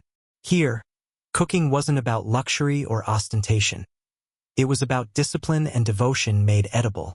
In ancient China, cooking evolved to prioritize efficiency, balance, and control. Unlike cultures that favored roasting over open flames, Chinese kitchens preferred methods that conserved fuel and maximized nutrition. This was born of practicality. Wood was precious, populations were dense, and cooking needed to be quick, consistent, and dependable. Hearths were compact, often built low to the ground with openings designed to channel heat precisely. From this emerged one of the most influential cooking tools in history, the wok. Its thin metal walls heated rapidly, enabling food to cook in seconds rather than minutes. Stir-frying wasn't simply about speed for convenience. It was about survival in a world mindful of resources. Cutting was as important as the cooking itself. Ingredients were sliced into small, uniform pieces before being heated, reducing cooking time and making food easier to eat with chopsticks. Knives were used exclusively for preparation, never at the table, symbolizing a transition from violence to harmony. Grains formed the foundation of the diet. In the north, wheat dominated, while in the south, rice was the daily staple. Rice was steamed rather than baked, cooked in lidded pots that trapped heat and moisture. Steaming preserved texture and nutrients while using less fuel than boiling. Vegetables were ever present: cabbage, greens, mushrooms, bamboo shoots, and roots. Soybeans were transformed into tofu, sauces, and pastes through fermentation, another example of quiet technological innovation. Fermented foods enhanced protein content, flavor, and shelf life without the need for refrigeration. Meat was consumed in moderation. Pork and poultry were common when available, but were always paired with generous portions of vegetables and grains. Bone broths extracted every possible nutrient. Nothing was wasted. Cooking mirrored the belief that balance, not abundance, sustained health. Seasoning followed a similar philosophy. Soy sauce, vinegar, ginger, garlic, and scallions layered flavor without overwhelming the dish. Spices were used intentionally, not excessively. The objective was harmony between salty, sour, bitter, sweet, and savory, a concept that would later be formalized but was already intuitively practiced. Chinese cooking was also deeply intertwined with medicine. Foods were categorized based on their effect on the body, warming, cooling, drying, or moistening. Meal choices depended on the season, an individual's health, and their age. The kitchen served as an extension of preventative care. In ancient China, cooking wasn't about spectacle. It was about mastery through restraint. Heat was brief, cuts were precise, and meals were designed to nourish the body and maintain equilibrium quietly, efficiently, and every single day. In ancient India, cooking was shaped by climate, belief, and an early mastery of flavor. Unlike many ancient cuisines that relied on subtle seasoning, Indian cooking embraced complexity from the outset. Heat, aroma, and spices were not afterthoughts. They were the very foundation of the kitchen. Grains formed the base of daily meals. Wheat prevailed in the north, shaped into flatbreads cooked on hot griddles, while rice reigned in the south, boiled or steamed to accompany stews and vegetables. These staples were filling but intentionally plain, meant to carry the more intense flavors layered on top. What truly distinguished Indian cooking was its elaborate use of spices. Turmeric, cumin, coriander, mustard seed, ginger, and black pepper were not used randomly.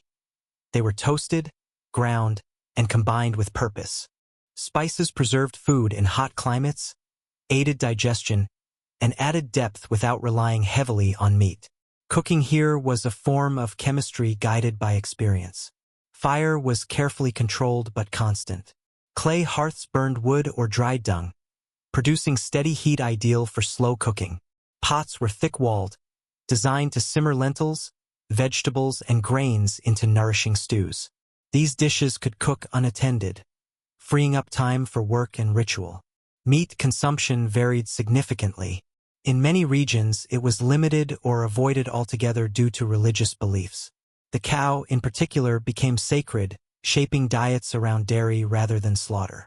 Milk was transformed into yogurt, butter, and clarified ghee, which became one of the most important cooking fats. Ghee added richness, stability, and flavor, and it burned cleanly in hot pans. Vegetarian cooking flourished not as a restriction but as a form of innovation. Lentils and legumes provided protein, and vegetables were cooked in countless ways: fried, stewed, spiced, or fermented. Meals were carefully balanced across textures and flavors, offering satisfaction without excess. Cooking was deeply ritualized. Meals followed rules of purity and timing. Certain foods were eaten at specific times of day. Hands were washed and pots were meticulously cleaned. Eating was not a casual act but a controlled act tied to health and spirituality. Ancient Indian kitchens also possessed a deep understanding of the body. Foods were classified according to their effects: heating or cooling, heavy or light. Cooking served as preventative medicine, intended to maintain bodily equilibrium rather than simply react to illness. In India, cooking was not just about feeding the body. It was about aligning the body with the environment, belief, and balance. Every spice, every method served a purpose far beyond mere taste, sustaining life in both physical and spiritual form. Across the ancient world, kitchens appeared radically different, yet they all addressed the same fundamental problem in remarkably ingenious ways. Whether constructed from stone, clay, or earth, the hearth invariably served as the heart of daily life. Cooking was not a peripheral chore. It was a constant labor, repeated daily, that shaped bodies, schedules, and societies. Ancient cooking practices reveal the profound ways in which humans adapted to their environments. In river valleys, stews extended limited supplies of grains and meat. In arid climates, spices preserved food and aided digestion. In forests and plains, roasting and smoking techniques provided protection against spoilage. Every technique arose from necessity, not convenience. Technology played a subtle but crucial role. Clay pots facilitated simmering, flat stones became griddles, and fermentation transformed perishable ingredients into stable staples. None of this required sophisticated tools, only keen observation, patience, and repetition. Innovation often manifested as refinement rather than radical change. Cooking also highlighted societal inequalities. Elites enjoyed variety and spectacle, while common people ate what sustained them. Street food nourished city dwellers, and temple kitchens fed the gods. The same fire could cook both survival meals and luxurious banquets, depending on who controlled the ingredients. Gender and labor were inextricably linked to the kitchen. In many cultures, women bore the daily responsibility of food preparation, grinding grain, tending fires, carrying water, and cleaning pots. Cooking demanded time, strength, and endurance.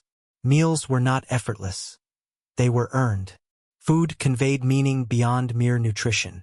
Offerings honored deities, and specific foods marked festivals, status, or purity.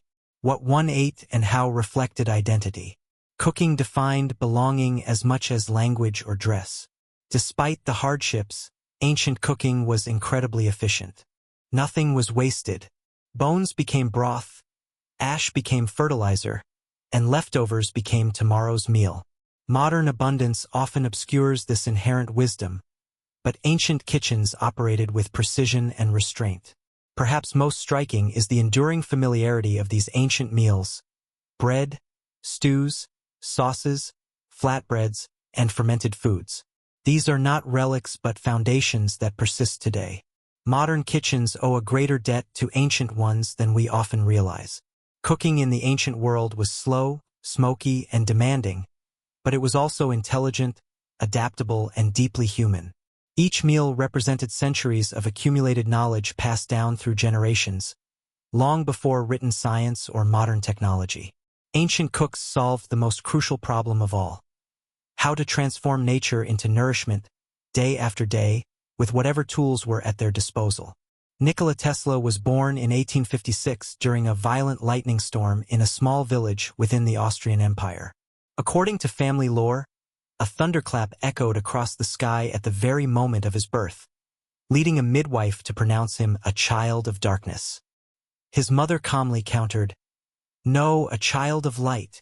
This poetic exaggeration would accompany Tesla throughout his life. From an early age, Tesla's mind functioned uniquely.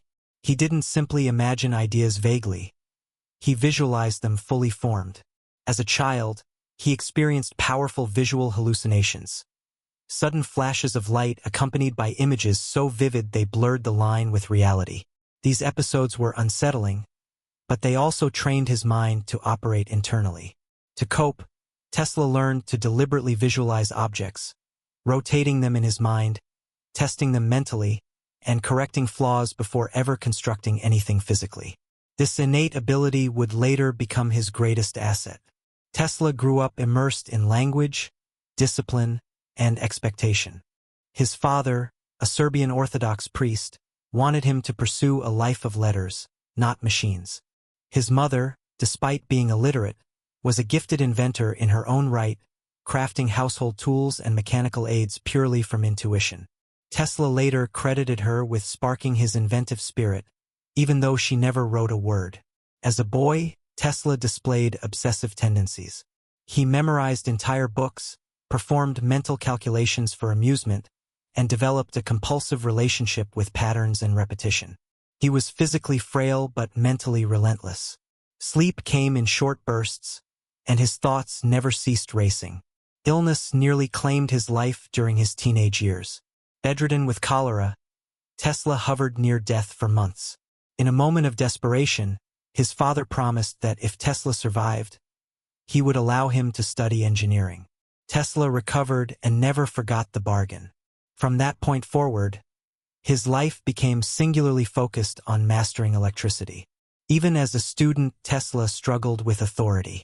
He worked obsessively and then rebelled, He impressed professors and then disappointed them. His brilliance was undeniable, but so was his difficulty conforming to conventional systems. By the time Tesla left home, he was already living partially in the future, designing machines in his head that the world didn't yet possess the tools, patience, or imagination to comprehend.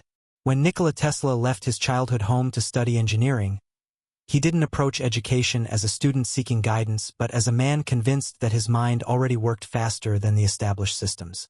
This inherent tension would define his early adult life. Tesla studied engineering in Graz, Austria, where his brilliance immediately stood out. He could perform complex calculations mentally, recite entire textbooks from memory, and visualize machines with photographic clarity. Professors initially praised him, but Tesla didn't merely study electricity. He obsessed over it. He worked from dawn until late at night, sleeping only a few hours and pushing himself with a discipline bordering on self-destruction. During these years, Tesla became fixated on alternating current, AC. Direct current, DC, the dominant system at the time, frustrated him. It wasted energy, required constant intervention, and felt inelegant. Tesla believed that electricity should flow naturally and rhythmically, like breath. Alternating current, he was convinced, represented the future, even when his instructors dismissed the idea as impractical and dangerous. Conflict inevitably ensued. Tesla openly challenged professors, correcting them publicly and refusing to abandon ideas he believed to be correct. What began as admiration soon turned into concern. His workload became erratic, with periods of extreme productivity followed by collapse. Gambling crept in, initially as a distraction and then as a compulsion. He lost his scholarship, and his academic path fractured. Tesla never completed his degree. For most, this would have signaled the end of the story, proof that talent without discipline leads nowhere. But Tesla was not defeated. He drifted across Europe, working briefly as an engineer, repairing equipment, studying machinery, and further refining his ideas internally. He was poor, often hungry, but mentally vibrant. Then came the pivotal moment that crystallized everything. While walking with a friend in a park and reciting poetry, Tesla suddenly stopped. In a flash of insight, he envisioned the rotating magnetic field, the key to making alternating current motors work efficiently. He drew diagrams in the dirt with a stick, explaining a system that existed only in his mind but was complete in its conception. This was Tesla's method. He didn't tinker blindly but waited for clarity and then acted with unwavering certainty. However, certainty didn't pay the rent. Europe offered no place for a man who challenged authority, rejected convention, and refused compromise. Tesla realized that his ideas needed a different stage to thrive. A stage that lay across the ocean in a country driven by ambition, speed, and electrical wires waiting to be connected. When Nikola Tesla arrived in New York City in 1884, he carried little more than a letter of introduction, a few poems, and an unshakable belief in his own vision. The city was already humming with electricity, but not the kind Tesla championed. America was wired for direct current, and its most ardent proponent was Thomas Edison. Tesla initially found work with Edison, repairing generators and resolving technical issues that others couldn't. He quickly impressed his superiors. When Edison's machines malfunctioned, it was Tesla who skillfully repaired them. When design improvements were needed, he readily enhanced them. His intellect navigated complex problems with ease. However, admiration did not translate into respect. Edison favored a trial-and-error approach, relying on brute force experimentation. Tesla, conversely, championed precision, theoretical understanding, and careful mental planning.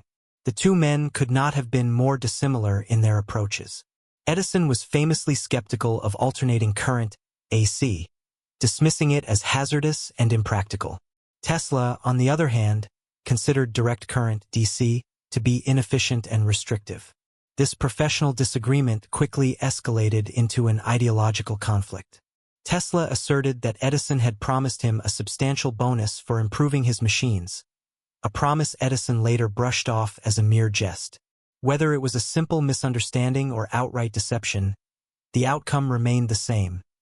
Tesla resigned, feeling humiliated and penniless. What followed was a period of hardship for Tesla. To make ends meet, he resorted to digging ditches. The man who had once envisioned the future of electricity now toiled with a shovel, earning meager daily wages to bury cables he believed were outdated. Yet, even in this challenging situation, Tesla refused to relinquish his ideas, patiently awaiting an opportunity. That opportunity arose when investors recognized the potential of his alternating current system. Tesla finally secured the necessary resources to build and showcase his motor. When it was finally put to the test, it operated flawlessly, smooth, efficient, and easily scalable, proving everything Tesla had claimed. This success ignited what became known as the War of the Currents. Edison launched a public relations campaign designed to instill fear, publicly electrocuting animals to portray alternating current as lethal. Tesla responded not with similar theatrics, but with demonstrations of control and safety. He allowed electricity to pass through his own body, illuminating lamps without wires, thus demonstrating to the public that alternating current could be safely harnessed. The battle was not merely a technical one. It was a struggle for power, reputation, and influence over the shape of the modern world. Edison possessed money, factories, and considerable influence, while Tesla possessed extraordinary vision. Ultimately, practicality determined the victor. Alternating current could be transmitted over long distances with minimal energy loss, whereas direct current could not. Power stations adopted Tesla's system, cities became more brightly lit, and industry accelerated. Tesla had won the War of the Currents. However, victory came at a price. He gained recognition, but not financial stability, and the world was only beginning to grasp the full scope of his ambitions. This victory transformed Nikola Tesla almost overnight into a scientific celebrity. His alternating current system powered cities, factories, and streetlights, and his name began to appear in newspapers alongside terms like genius and visionary. In public lectures, Tesla captivated audiences with controlled lighting displays, glowing tubes, and machines that seemed to have come straight from the future. Electricity, once an invisible and frightening force, became a source of theatrical wonder, and Tesla became its magician. For a brief period, everything seemed to align perfectly. Tesla partnered with influential backers, including industrialists who appreciated the value of his inventions. Royalties flowed in, allowing him to live comfortably, dress impeccably, and move effortlessly through elite social circles. Hotels became his homes, and journalists sought his opinions not only on electricity but also on the future of humanity itself. However, beneath the surface of this success, instability was already brewing. Tesla was not a businessman. He disliked contracts, avoided negotiations, and placed his trust too easily. When his partners faced increasing financial pressures, Tesla voluntarily relinquished lucrative patent royalties that could have made him one of the wealthiest men of his era. He believed that ideas were more important than money and assumed that recognition would inevitably follow usefulness. That did not prove to be the case. As his fame grew, so did his eccentricities. Tesla became increasingly ritualistic in his behavior. He avoided physical contact, developed strict routines, and displayed signs of obsessive behavior. He worked alone, sleeping very little, eating selectively, and withdrawing from personal relationships. Invitations to social events increased, but genuine intimacy vanished. His ambitions also expanded beyond practical considerations. Tesla was no longer satisfied with simply improving power systems. He sought to revolutionize communication, transportation, and energy itself. He openly discussed the possibility of transmitting electricity wirelessly across the planet, an idea that fascinated the public but alarmed investors. To financiers, Tesla was becoming increasingly unpredictable. While others were building businesses around electricity, Tesla was pursuing grand visions. He spent lavishly on experiments, convinced that success was always just one more breakthrough away. Money flowed out more rapidly than it came in. Projects stalled and deadlines slipped. Yet, Tesla remained confident, believing that the world would eventually catch up to his ideas. What he underestimated was the importance of time and patience. By the end of this period, Tesla was still famous and admired, but he was also increasingly isolated. The foundation of his success rested on the fragile assumptions that genius would be automatically rewarded and that the future would wait patiently for him. It would not. The stage was set for Tesla's most ambitious project and the beginning of his greatest downfall. As the new century dawned, Nikola Tesla became consumed by a single idea: a world connected without wires, where not just messages, but power itself, could be transmitted through the air freely, endlessly, and available to everyone. To Tesla, this was not merely fantasy. It was the logical next step in human progress. He envisioned a planet enveloped in invisible energy, where information and electricity flowed as naturally as sound. Ships would navigate using wireless signals, news would travel instantaneously, and cities would glow without the need for cables. In Tesla's mind, this future was already a reality. It simply required funding to bring it into being. That funding materialized in the form of wealthy investors intrigued by the prospect of wireless communication. With their support, Tesla began constructing a massive structure on Long Island, the Wardenclyffe Tower. Rising like a metal skeleton against the sky, it was intended to be the central hub of a global energy network. Underground shafts extended deep into the earth, while coils and generators filled nearby buildings. Everything about the project was oversized, experimental, and immensely expensive. Initially, confidence was high. Wireless radio transmission was beginning to show promise, and Tesla believed that the wireless transmission of power would soon follow. However, the project quickly encountered difficulties. Costs ballooned, and results lagged behind expectations. Investors grew increasingly uneasy. The underlying problem was not purely technical. It was also philosophical. Tesla wanted to freely distribute energy, while his backers sought profit. When they realized that Tesla's system could not be easily monetized or controlled, enthusiasm turned to suspicion. Funding slowed and eventually ceased altogether. Meanwhile, competitors achieved practical success using simpler and less expensive methods to transmit radio signals. They published their results and built successful businesses. Tesla dismissed them as short-sighted imitators, insisting that his system was superior. Technically, he may have been correct, but commercially, he was irrelevant. Construction on the Wardenclyffe Tower was halted, leaving it unfinished, a monument to ambition without adequate support. Tesla refused to abandon the project, but without funding, he could not continue. Creditors closed in, and equipment was sold off. The dream quietly collapsed without ceremony, and for Tesla, the loss was devastating. Wardenclyffe was more than just a project. It was tangible proof of his worldview. Its failure marked a crucial turning point in his life. Investors stopped returning his calls, newspapers lost interest in his ideas, and invitations to social events dwindled. Yet, Tesla did not give up, he simply turned inward. If the world refused to fund his visions, he would continue to imagine them in solitude. The tower was eventually dismantled, and its materials were sold for scrap. What remained was an empty field and a question that still lingers today. Was Tesla too far ahead of his time? Or was he simply too idealistic for the world he was trying to power? After the collapse of Wardenclyffe, Nikola Tesla did not reinvent himself. Instead, he retreated from public life. The once celebrated figure who had captivated lecture halls slowly disappeared into hotel rooms, notebooks, and routines that grew increasingly strange with the passage of time. Tesla was still constantly thinking and inventing, but the world had stopped listening to him. Without investors, his work became increasingly theoretical. He announced inventions that were never fully demonstrated, such as death rays, earthquake machines, and energy weapons capable of ending war. Newspapers loved the sensational headlines but gradually ceased to take his claims seriously. To many, Tesla had transformed from a visionary into a mere curiosity, a brilliant mind adrift and untethered from reality.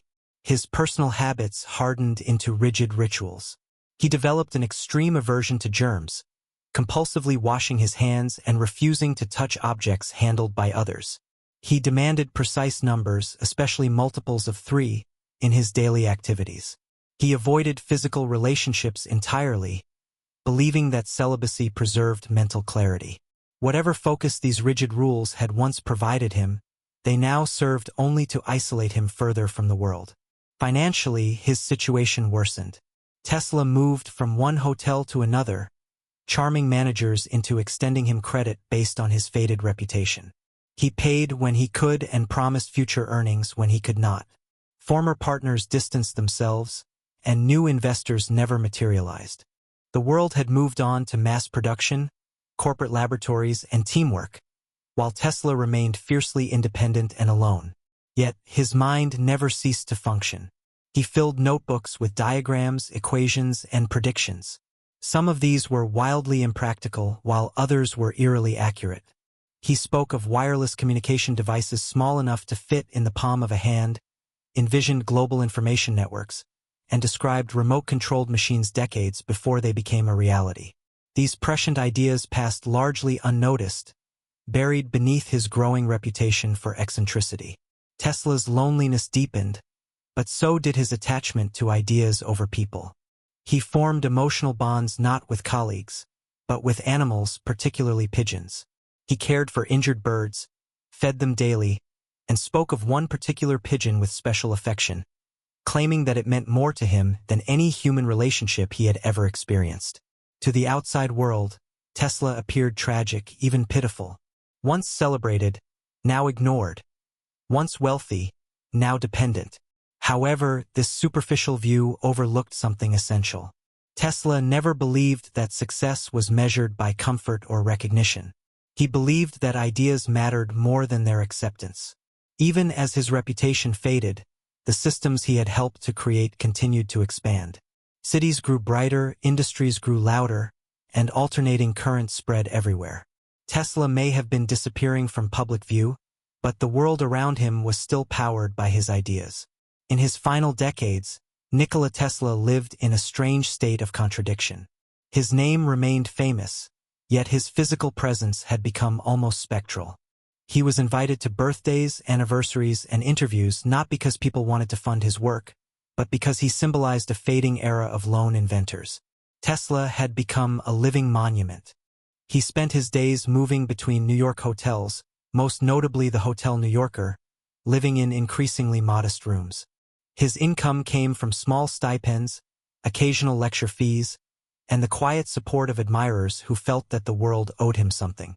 And in truth, it did, but debts of recognition are rarely paid on time. Tesla continued to announce new inventions, often during birthday interviews with journalists. He spoke of directed energy weapons, advanced propulsion systems, and new forms of communication. Some listeners dismissed these claims as the fantasies of an aging mind, while others sensed fragments of ideas that technology had not yet caught up with. Tesla no longer bothered to physically demonstrate anything. His confidence rested entirely in his thoughts. His routines grew stricter. He walked the same routes, ate the same meals, and followed numerical patterns with unwavering discipline. Any disruption unsettled him. These habits, once tools for focus, now served as walls separating him from the world. Visitors described him as polite, articulate, and distant, always speaking from a perspective slightly removed from the present. Yet, moments of lucidity still pierced through his isolation. Tesla was fully aware that others were receiving credit for inventions that he had imagined decades earlier. He watched as radio, remote control, and electrical infrastructure evolved into precisely what he had predicted. There was no bitterness in this realization, only quiet acceptance. Tesla believed that truth did not require applause to exist. As his health declined, his body weakened, but his mind remained sharp. He wrote, calculated, and refined his ideas until the very end. In January 1943, Tesla died alone in his hotel room. There was no crowd, no laboratory, no dramatic final experiment, or just silence. Within days, government officials seized his papers, fearing what they might contain. Myths immediately exploded. Had Tesla built secret weapons? Had he discovered forces too powerful to reveal? The reality was likely both simpler and more profound. His notebooks were filled with ideas far ahead of their time, many unfinished, some impractical, and others simply waiting for a future capable of understanding them. Tesla left the world quietly, but the systems he shaped ensured that the world would never be quiet again. Death achieved what life had never fully managed to do for Nikola Tesla. It separated the man from the noise surrounding him. Once the headlines faded and the eccentricities were stripped away, what remained was the underlying architecture of the modern world, quietly humming with his ideas. Alternating current became universal. Power plants, transformers, and transmission lines all followed principles that Tesla had championed when few others believed in them. Cities expanded both vertically and horizontally because electricity could be transmitted efficiently over long distances. Factories operated around the clock, and homes were lit after sunset. None of this would have been possible without Tesla's core insight, that electricity had to move like a system, not just a trick. The technologies that Tesla had imagined began to emerge one by one. Wireless communication reshaped the planet, remote control became standard, and radio waves filled the air. Engineers rediscovered ideas that Tesla had sketched out decades earlier, now feasible with modern materials and computing power. In many cases, his work was not copied but rediscovered. Public perception slowly shifted as Tesla transformed from a forgotten oddity into a misunderstood pioneer. Books reframed his story, scientists cited his papers, and inventors invoked his name as a symbol of creativity unbound by convention. He became a cultural icon, not because he had sought fame, but because his story served as a warning about what happens when vision outpaces institutions. Unlike his rivals, Tesla never built an empire. He built foundations. Others profited from the systems he made possible. This imbalance, once tragic, became an integral part of his legend. Tesla came to represent the idea that progress does not always reward its architects, but it still depends on them. His name began to appear everywhere. In laboratories, on monuments, and in textbooks. The unit of magnetic flux density was named the Tesla, permanently embedding him in the language of physics. His life, once defined by isolation, became a reference point for future generations. Tesla's legacy is not a single invention, but a way of thinking. Visualizing systems before building them, trusting theory when evidence lags behind, and believing that energy, information, and knowledge should move freely. The irony is profound.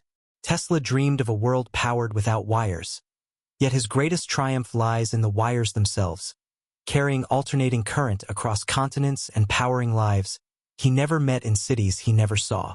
He died believing that the world had passed him by, but in truth, the world was still catching up. The life of Nikola Tesla poses an uncomfortable question. What does society do with people who see too far ahead? Tesla was not destroyed by a lack of intelligence or effort.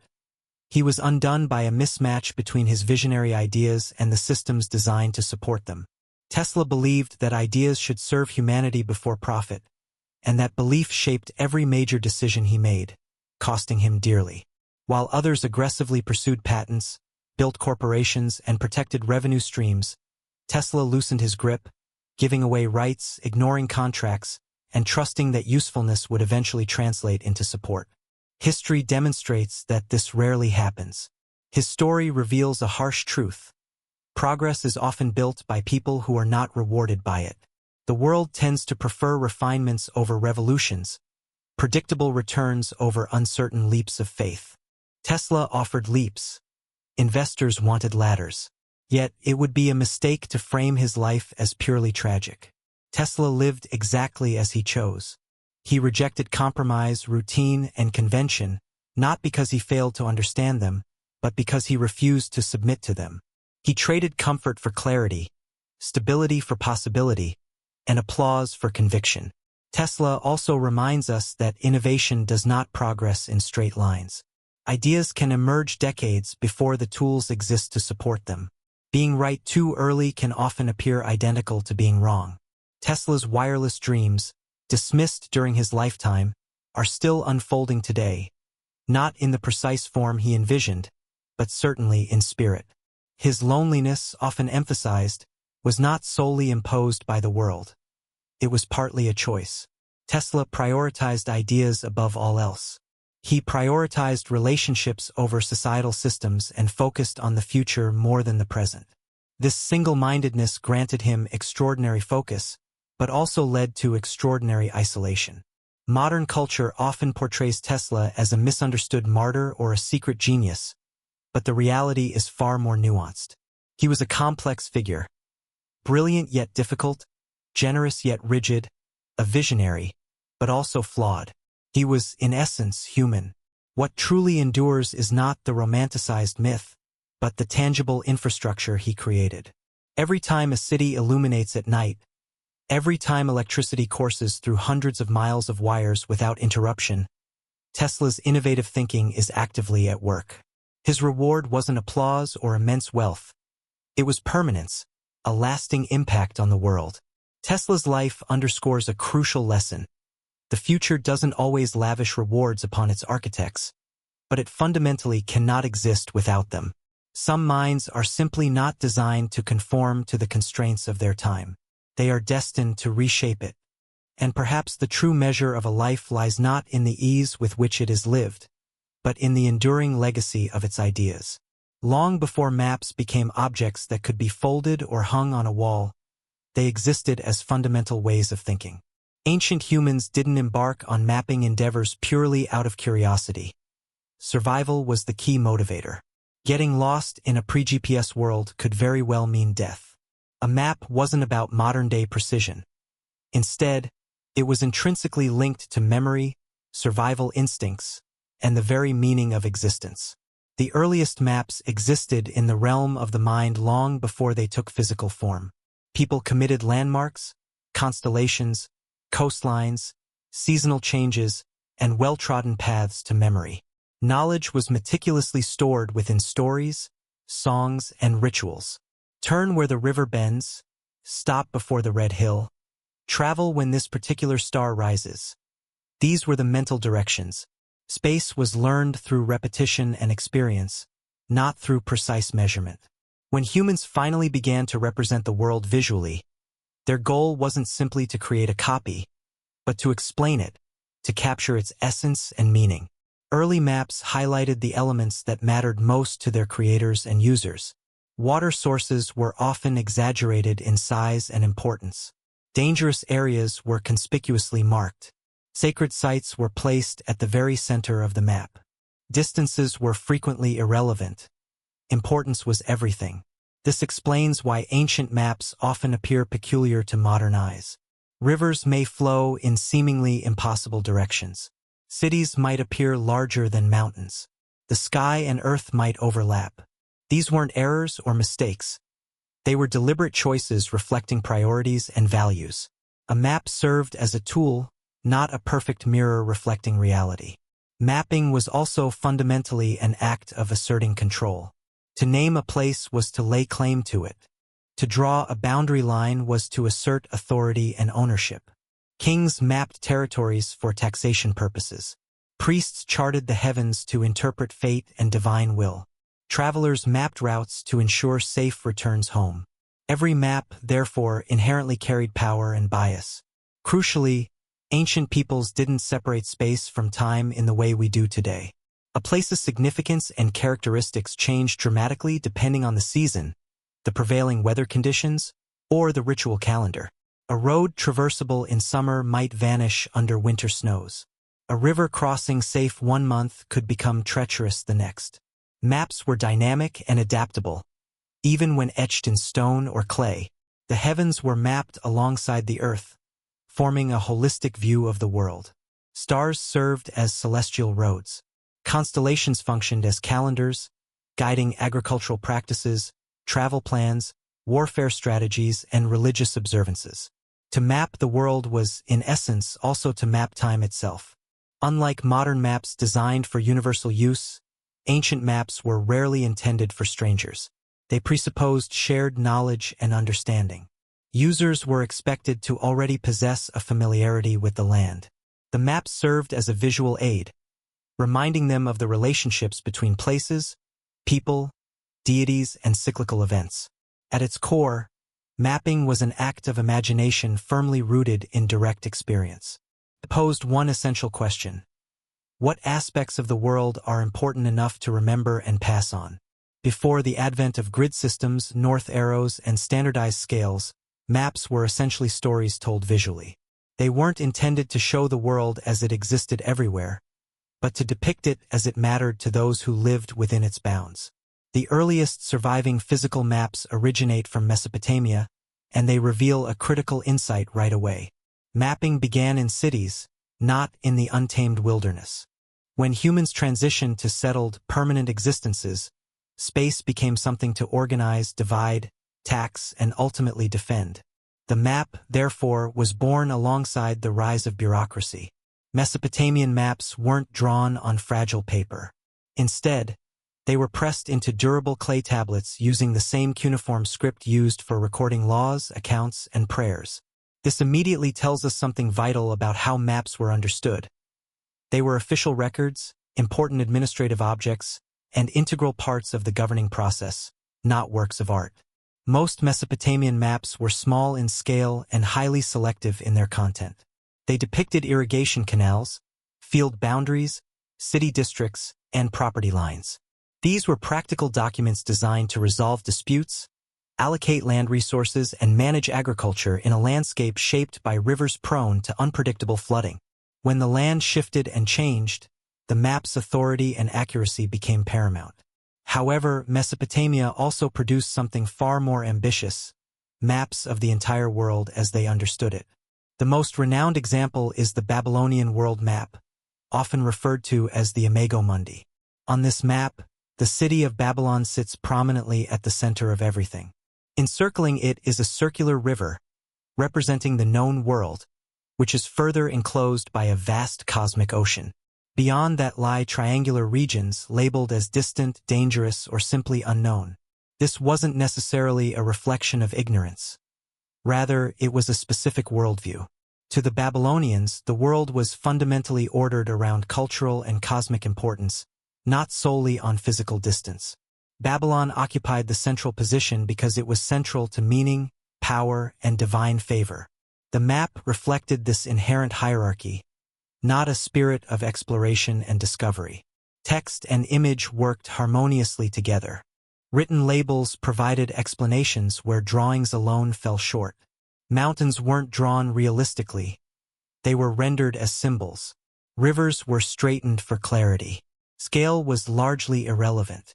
The focus was on relationships. This city controls this canal. This land belongs to this specific god. This border demarcates authority. Mesopotamian maps also blurred the lines between geography and mythology. The edge of the world wasn't simply a far-off place. It was a realm inhabited by monsters, a place where the normal order of things broke down. Mapping the unknown, therefore, meant acknowledging the existence of danger, not simply erasing it from the representation. Importantly, these maps weren't created for travelers seeking navigation assistance. They were intended for officials, priests, and rulers.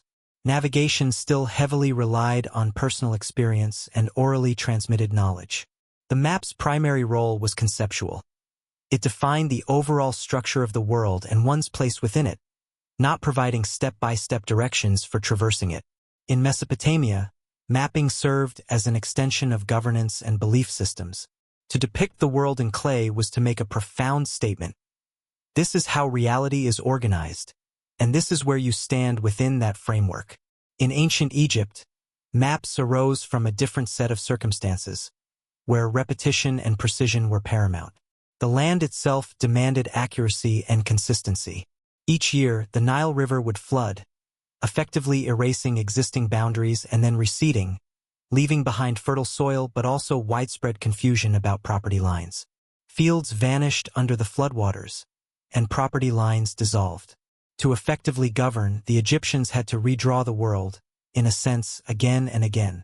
This is why Egyptian mapping placed less emphasis on exploration and far more on precise measurement. Surveyors, often employed by the state or by powerful temples, re-established borders after each inundation. Using ropes, carefully established sight lines, and the principles of geometry, they recreated order from the chaos left behind by the flood. Mapping, therefore, was an act of restoration, a way to return the land to its proper balance and ensure stability. Egyptian maps were frequently drawn on papyrus scrolls or meticulously carved into stone walls. They depicted estates, canals, quarries, and roads, not in realistic perspective, but in a flattened, symbolic plan view. Objects were simplified and represented by symbols. A temple wasn't shown as it appeared visually, but rather as it functioned within the system. A canal was depicted as a line of control, not as a scenic feature enhancing the landscape. Orientation was also imbued with meaning. South was often placed at the top of the map, reflecting the upstream direction of the Nile River. North, often associated with chaos and foreign lands, was relegated to the bottom. This alone reveals that Egyptian maps were not simply spatial documents. They were also moral ones, reflecting deeply held beliefs and values. Direction itself carried symbolic meaning. The Nile River dominated Egyptian spatial thinking. It was the very spine of the country, the central axis around which everything else was organized. East and West were defined in relation to the Nile. Life, work, and agriculture were associated with the east, the direction of the rising sun. Death and the afterlife, conversely, lay to the west, where the sun set each day. Maps explicitly reflected this cosmic division in a clear and deliberate manner. Egyptians also mapped realms beyond the earthly plane. Tomb walls and papyrus scrolls included detailed maps of the afterlife, depicting the routes the soul would traverse after death. These weren't merely symbolic suggestions. They served as practical guides. They showed gates, potential obstacles, guardians, and the precise paths that had to be followed correctly to reach eternity. To become lost in the afterlife was considered just as perilous as becoming lost in the vast desert. Astronomy was inextricably linked to geography. Star maps were used to align temples with celestial events. Celestial cycles regulated the passage of time, the organization of labor, and the performance of rituals. The sky was essentially treated as a second landscape, equally ordered and navigable, just like the land below. In Egypt, mapping wasn't about discovering new worlds or pushing the boundaries of the known. It was fundamentally about maintaining balance and stability in a world already understood. To draw the land was to reaffirm cosmic order, to make a statement that chaos had been pushed back, at least for another year. In ancient Greece, mapping underwent a significant transformation, shifting toward abstraction and theory. Unlike earlier cultures that primarily mapped to manage land or to reinforce cosmic order, Greek thinkers posed a more fundamental and unsettling question. What does the world actually look like, objectively? Greek maps were born in the company of philosophy and rational inquiry. Thinkers debated not only the locations of things, but also why they were situated where they were, and whether the earth itself possessed a shape that could be understood through reason alone. This represented a radical shift in perspective. Space was no longer solely something that was experienced or inherited through tradition. It could be measured, analyzed, and understood through the application of reason. Early Greek maps were still relatively crude, often placing the Mediterranean Sea at the center and depicting unknown regions as vague and undefined edges. But the underlying mindset was entirely new. Distance now mattered. Direction mattered. Proportion mattered. A map was no longer simply a symbolic representation. It was an argument, a theory about the nature of reality. One of the most important breakthroughs came with the realization that the Earth was, in fact, spherical. While this idea wasn't universally accepted at first, it ultimately reshaped everything. If the world was round, then space could be measured systematically and predictably. Latitude and longitude were no longer mere fantasies or abstract concepts. They became necessities for accurately representing the Earth's surface. Greek scholars began to synthesize travel reports, astronomical observations, and mathematical principles. By meticulously tracking the angle of the sun in different cities, they could estimate distances across the globe. Coastlines were sketched based on sailors' accounts. Winds were classified and categorized. Climate zones were theorized. Mapping the world also necessarily meant mapping humanity's place within it. The Greeks divided the Earth into regions based on temperature and habitability. Some areas were deemed too hot or too cold to support civilization. These assumptions inevitably shaped how Greeks viewed foreign peoples, not as equals living in different places, but as products of their environment, subject to its constraints and limitations. Importantly, Greek maps were rarely used for practical navigation purposes. Sailors continued to rely on their personal experience, their knowledge of the stars, and their memory of routes and landmarks. The Greek map was primarily an intellectual construct, existing to explain the world, not necessarily to traverse it. This explains why Greek maps often feel incomplete from a modern perspective. Entire continents may be missing or significantly distorted. But within these limitations lies their true achievement. They treated the world as something that could be known and understood even without directly seeing every part of it. Reason and logic could fill in the gaps where direct experience failed. Greek mapping laid the foundational groundwork for later traditions. It introduced concepts like scale, projection, and the idea that geography could be a rigorous science rather than merely a collection of local and anecdotal truths. For the first time, a map wasn't simply a guide through physical space. It was a theoretical representation of reality itself, drawn with lines, angles, and a growing confidence that the universe operated according to understandable rules. If Greek maps were fundamentally theories about the world, Roman maps were practical tools designed for control and administration. In the Roman Empire, mapping was stripped of its philosophical underpinnings and rebuilt for the primary purpose of managing and controlling vast territories. Rome didn't necessarily need to know what the world looked like from a bird's-eye view. It needed to know how quickly an army could march across it, and how efficiently resources could be transported. Roman mapping focused primarily on movement, not on accurate shape or precise representation. Roads mattered far more than coastlines. Distances were more important than correct proportions. A Roman map was less a picture of space and more of a schedule laid out in a flat, easily digestible format. The most famous example of this is the Tabula Peutingeriana, a long, narrow road map showing the empire stretched horizontally like a ribbon. Cities appear as simple dots. Roads run in straight lines regardless of terrain. Seas are compressed and simplified. Mountains are barely even represented. To a modern eye, it might appear absurdly distorted. But to a Roman official, it was perfectly functional. This map answered practical questions. How far is it from Rome to Alexandria? Where are the essential stopping points along the way? How many days of travel will it take? Where can horses be changed? Where are the inns, garrisons, and supply depots located? Geography, in essence, became logistics. Roman surveyors were highly skilled and technically proficient. Using tools like the groma and the corbates, they laid out roads with astonishing precision, often in remarkably straight lines that continue to define modern landscapes in many parts of Europe and the Middle East. These precise measurements fed into the maps used by administrators, tax collectors, and military planners. Mapping was fundamentally inseparable from governance and control. Unlike earlier cultures, Rome mapped aggressively outward as a direct consequence of its expansionist policies. Conquest demanded documentation. Provinces were meticulously recorded, borders clearly marked, and resources carefully noted. A place that wasn't mapped was, in a sense, not fully Roman. To draw a road through a territory was to claim it permanently. Roman maps also served to reinforce the existing power hierarchy. Rome itself was the fixed reference point. Distances were measured outwards from the capital. All roads, both literally and symbolically, led to Rome. The map didn't present the empire as a collection of equal regions. It presented it as a carefully organized system radiating out from the center of power. Interestingly, Romans showed very little interest in mapping the unknown regions beyond their borders. Beyond the borders lay barbarians, chaos, and irrelevance.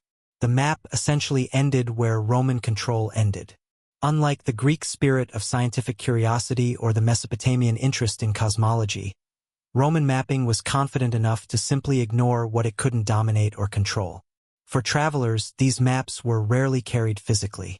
Knowledge was transmitted orally or through written itineraries listing towns and distances along a particular route. The map existed behind the scenes, shaping infrastructure and guiding policy rather than directly guiding individual travelers. Roman mapping transformed space into an extension of imperial authority. Roads became the empire's veins. Cities became the crucial nodes. Distance became predictable and standardized. Through their maps, Rome didn't simply move through the world. It actively organized it, standardized it, and held it together with ink, stone, and the unwavering discipline of its legions. Across the vast expanse of the Pacific Ocean, in cultures with no written language and no paper maps as we know them, navigation reached a level of sophistication that continues to astonish modern sailors and scholars. In the islands of Polynesia, mapping wasn't something you simply looked at. It was something you actively learned, meticulously memorized, and deeply felt as an integral part of your being. Polynesian navigators crossed thousands of miles of open ocean long before the invention of compasses or sextants. They didn't rely on written charts aboard their canoes. Instead, they carried incredibly detailed maps within their minds, constructed from observations of the stars, the patterns of the waves, the prevailing winds, the flight paths of birds, and years of accumulated memory. The ocean itself was, in essence, the map. What outsiders later termed stick charts were primarily teaching tools, not travel guides to be used during voyages. These charts were made from thin sticks tied together with fiber. They represented wave patterns, the relative positions of islands, and complex ocean swells. Curved sticks showed how waves bent and reflected around land masses. Shells or knots marked the locations of islands. But these stick charts were never actually taken out to sea. They were carefully studied on land and then deliberately left behind. To a Polynesian navigator, the ocean was far from a featureless void. It was a highly structured environment. Swells moved in predictable rhythms. Different wave systems intersected and created recognizable patterns. Islands disrupted these patterns in subtle ways that could be sensed through the motion of the canoe itself. Navigation was a fundamentally tactile experience. You felt where you were in relation to these patterns. The stars were equally important. The night sky was divided into specific paths, with particular stars rising and setting in known directions. A journey was carefully planned as a sequence of star bearings, adjusted as the night progressed. When clouds obscured the sky, navigators turned to other cues. Wind direction, cloud shapes, the presence of seabirds, and even the subtle color variations in the water. This knowledge was considered sacred and carefully guarded. Navigation was taught through long apprenticeships, often within families, passed down through generations. Mistakes were potentially fatal. There was essentially no margin for error in the open ocean. Mapping, therefore, was not an abstract exercise. It was an embodied skill, a deeply integrated part of the navigator's being. Time and space were inseparable. A route was not simply a direction on a map.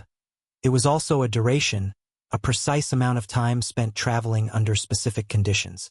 Memory replaced the need for precise measurement. Experience took the place of sophisticated instruments. European explorers initially dismissed Polynesian navigation as mere primitive luck or chance. Only later did researchers begin to realize just how systematic and sophisticated it truly was. Polynesians weren't simply guessing or relying on chance. They were expertly reading a complex, dynamic map that was written into the natural world itself. These maps challenge our modern assumptions about cartography. They demonstrate that accurate spatial understanding doesn't necessarily require paper, numbers, or standardized scales. What it truly requires is focused attention, rigorous training, and a deep integration with the surrounding environment. In Polynesia, the map wasn't a discrete object. It was a living relationship between the navigator and the ocean, the sky and the canoe, past journeys and present motion. Space wasn't simply drawn. It was lived and experienced in a profound and intimate way. While the Mediterranean world was deeply engaged in debates about geometry and the administration of empire, ancient Asia developed distinct mapping traditions shaped by the concerns of administration, philosophical perspectives, and a focus on cosmic order. In both ancient China and ancient India, maps were less about exploration and discovery and more about harmony, aligning human space. Inextricably intertwined with moral principles and the natural order, mapping in China was born out of the necessities of governance. As early states grew and became more complex, rulers found themselves needing accurate information on the locations of roads, rivers, arable lands, and territorial boundaries. These maps, often rendered on silk, bamboo, or wood, were frequently paired with comprehensive written descriptions. While accuracy was important, it wasn't the only consideration. A map held value if it reflected a sense of order and harmony. Rivers had to flow in their proper courses, mountains needed to be correctly positioned, and spatial representation had to mirror the existing social hierarchy. Chinese maps were pioneers in the use of grid systems, employing them well before they gained popularity elsewhere. This innovation enabled the consistent measurement of distances and facilitated regional comparisons. However, it's essential to note that these grids weren't neutral or objective. The capital city invariably occupied a position near the center of the map, thereby reinforcing its political prominence. Peripheral regions were often depicted as smaller or with less detail, visually underscoring their subordinate status within the empire. Critically, Chinese cartography wove together geography with cosmology, viewing the landscape as being shaped by the flow of vital energy through mountains and waterways. Maps served as guides for locating auspicious sites for cities, tombs, and temples. The selection of building sites wasn't solely a matter of practicality. It carried ethical and cosmic significance, making mapping a vital instrument for upholding balance between heaven, earth, and humanity. In contrast, ancient India embraced a different approach to map-making. While physical geography was acknowledged, particularly for land grants and administrative purposes, a considerable amount of spatial knowledge was preserved within texts. The world was conceptualized through layered regions, concentric continents, and sacred axes. Mount Meru was placed at the cosmos's heart, surrounded by oceans and lands arranged in symbolic patterns. These weren't navigational mistakes but rather metaphysical maps, where Indian cosmology considered space inseparable from moral and spiritual progression. Pilgrimage routes held greater importance than political boundaries, and sacred rivers were mapped through verse and ritual memory rather than through ink on parchment. Astronomy was again crucial, with calendars, star paths, and planetary cycles shaping the understanding of space. Time and geography intertwined, so knowing your location also meant knowing your place within cycles of rebirth, duty, and ritual obligation. Unlike the Roman or Greek traditions, Asian mapping did not focus on conquering space through intellectual or military means. Instead, it sought to correctly position humans within the larger cosmic order. Maps served as guides for behavior just as much as they did for movement. These traditions remind us that mapping is never purely a technical exercise, and every map reflects the values of its creators. In China and India, the paramount value was balance between ruler and land, human and cosmos, action and restraint. The world was not seen as something to be mastered but rather something to be aligned with, and maps served to illustrate how this alignment could be achieved. Not all ancient maps were designed to guide feet or ships. Some were designed to guide lives. Across many ancient cultures, mapping extended beyond land and sea, encompassing time, fate, and the heavens. These maps didn't primarily show destinations. They revealed when and why. Astronomical maps were among the most precise creations of the ancient world. Star charts tracked the movements of constellations, planets, and the sun throughout the seasons. In Mesopotamia, priests mapped the sky to interpret omens. In Egypt, stars aligned tombs and temples. In China, celestial maps mirrored the structure of imperial bureaucracy, with heavenly officials overseeing their earthly counterparts. Mapping the sky was a means of understanding order itself. These maps were incredibly practical, with agricultural calendars depending on them. The dawn rising of a particular star might signal planting or harvest time, while the disappearance of a constellation could warn of impending floods or droughts. Time was not an abstraction. It was spatial, written across the sky. Sacred maps also guided souls. In Egypt, elaborate maps of the underworld showed the soul's journey after death, including gates, judges, dangers, and paths to eternity. These were not just metaphors but rather instructions, as knowing the map was crucial for surviving the afterlife. In Mesoamerica, calendars functioned as maps of destiny. Days had their own directions, colors, gods, and meanings. Time moved through space cyclically, not linearly. The day of one's birth placed you at a specific point on a cosmic map that defined your fate. Space, time, and identity became one. Even cities were mapped symbolically. Many ancient capitals were laid out as cosmic diagrams, with streets aligned with solstices, palaces marking the center of the world, and temples representing mountains or stars. Living within the city meant inhabiting a map, one that constantly reinforced the perceived order of the universe. These invisible maps were often more significant than physical ones. A traveler could get lost and recover, but a soul that lost its way might not. A farmer who ignored the calendar faced starvation, and a ruler who ruled out of alignment lost legitimacy. Modern maps tend to separate space from meaning, whereas ancient maps rarely did. To map something was to explain its role within a larger system. The central question was not, where is this? But rather, what does this belong to? By mapping heaven, time, and fate, ancient peoples transformed uncertainty into structure. They could not control floods, death, or the movements of the stars, but they could place them on a map and imbue them with order. By doing so, they transformed the unknown into something navigable, not with their feet, but with belief, ritual, and memory. When considered together, ancient maps reveal far more than just coastlines or routes. They reveal how humans think when confronted with uncertainty. Mapping has never been solely about space. It has always been about meaning, control, memory, and survival. Every ancient culture mapped what it valued most.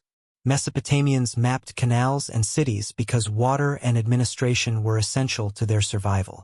Egyptians mapped the Nile and the afterlife because order and eternity defined their world. Greeks mapped abstract space because they trusted in reason. Romans mapped roads because movement sustained their empire. Polynesians mapped waves and stars because the ocean demanded it. No map is truly neutral. Each one is a confession. Ancient maps also reveal that humans do not experience space uniformly. We exaggerate what matters and compress what does not. Sacred places loom large, dangerous zones are exaggerated, the familiar becomes central, and the unknown is relegated to the edges or filled with myth. This is not an error but rather a reflection of human cognition. Modern maps strive for objectivity, but even today, choices must be made. What is named? What is bordered? What is centered? Ancient maps make these choices explicit. They don't conceal perspective. They proclaim it. Mapping also reveals a deep human desire to transform experience into structure. To walk a path once is memory. To draw it is permanence. To teach it is culture. Maps allowed knowledge to survive individual lifetimes, to span generations, and to outlast those who first walked the land. Perhaps most importantly, ancient maps remind us that humans have always inhabited multiple spaces simultaneously: physical landscapes, social hierarchies, sacred cosmologies, and temporal cycles. A map could illustrate one or all depending on the needs of the culture. We often judge ancient maps by modern standards and find them inaccurate. However, accuracy was never the primary goal. A map that guided survival, ritual, or identity was deemed successful regardless of its scale or projection. In this sense, ancient maps were deeply human, blending observation with imagination and precision with belief. They acknowledge that the world is too complex to be fully captured, so we choose what matters and depict that. Even today, with satellites capable of photographing every corner of the planet, we still map selectively. We still center ourselves, and we still tell stories through space. Ancient maps remind us that mapping is not just about knowing where you are. It is about knowing who you are and how you believe the world is meant to be understood.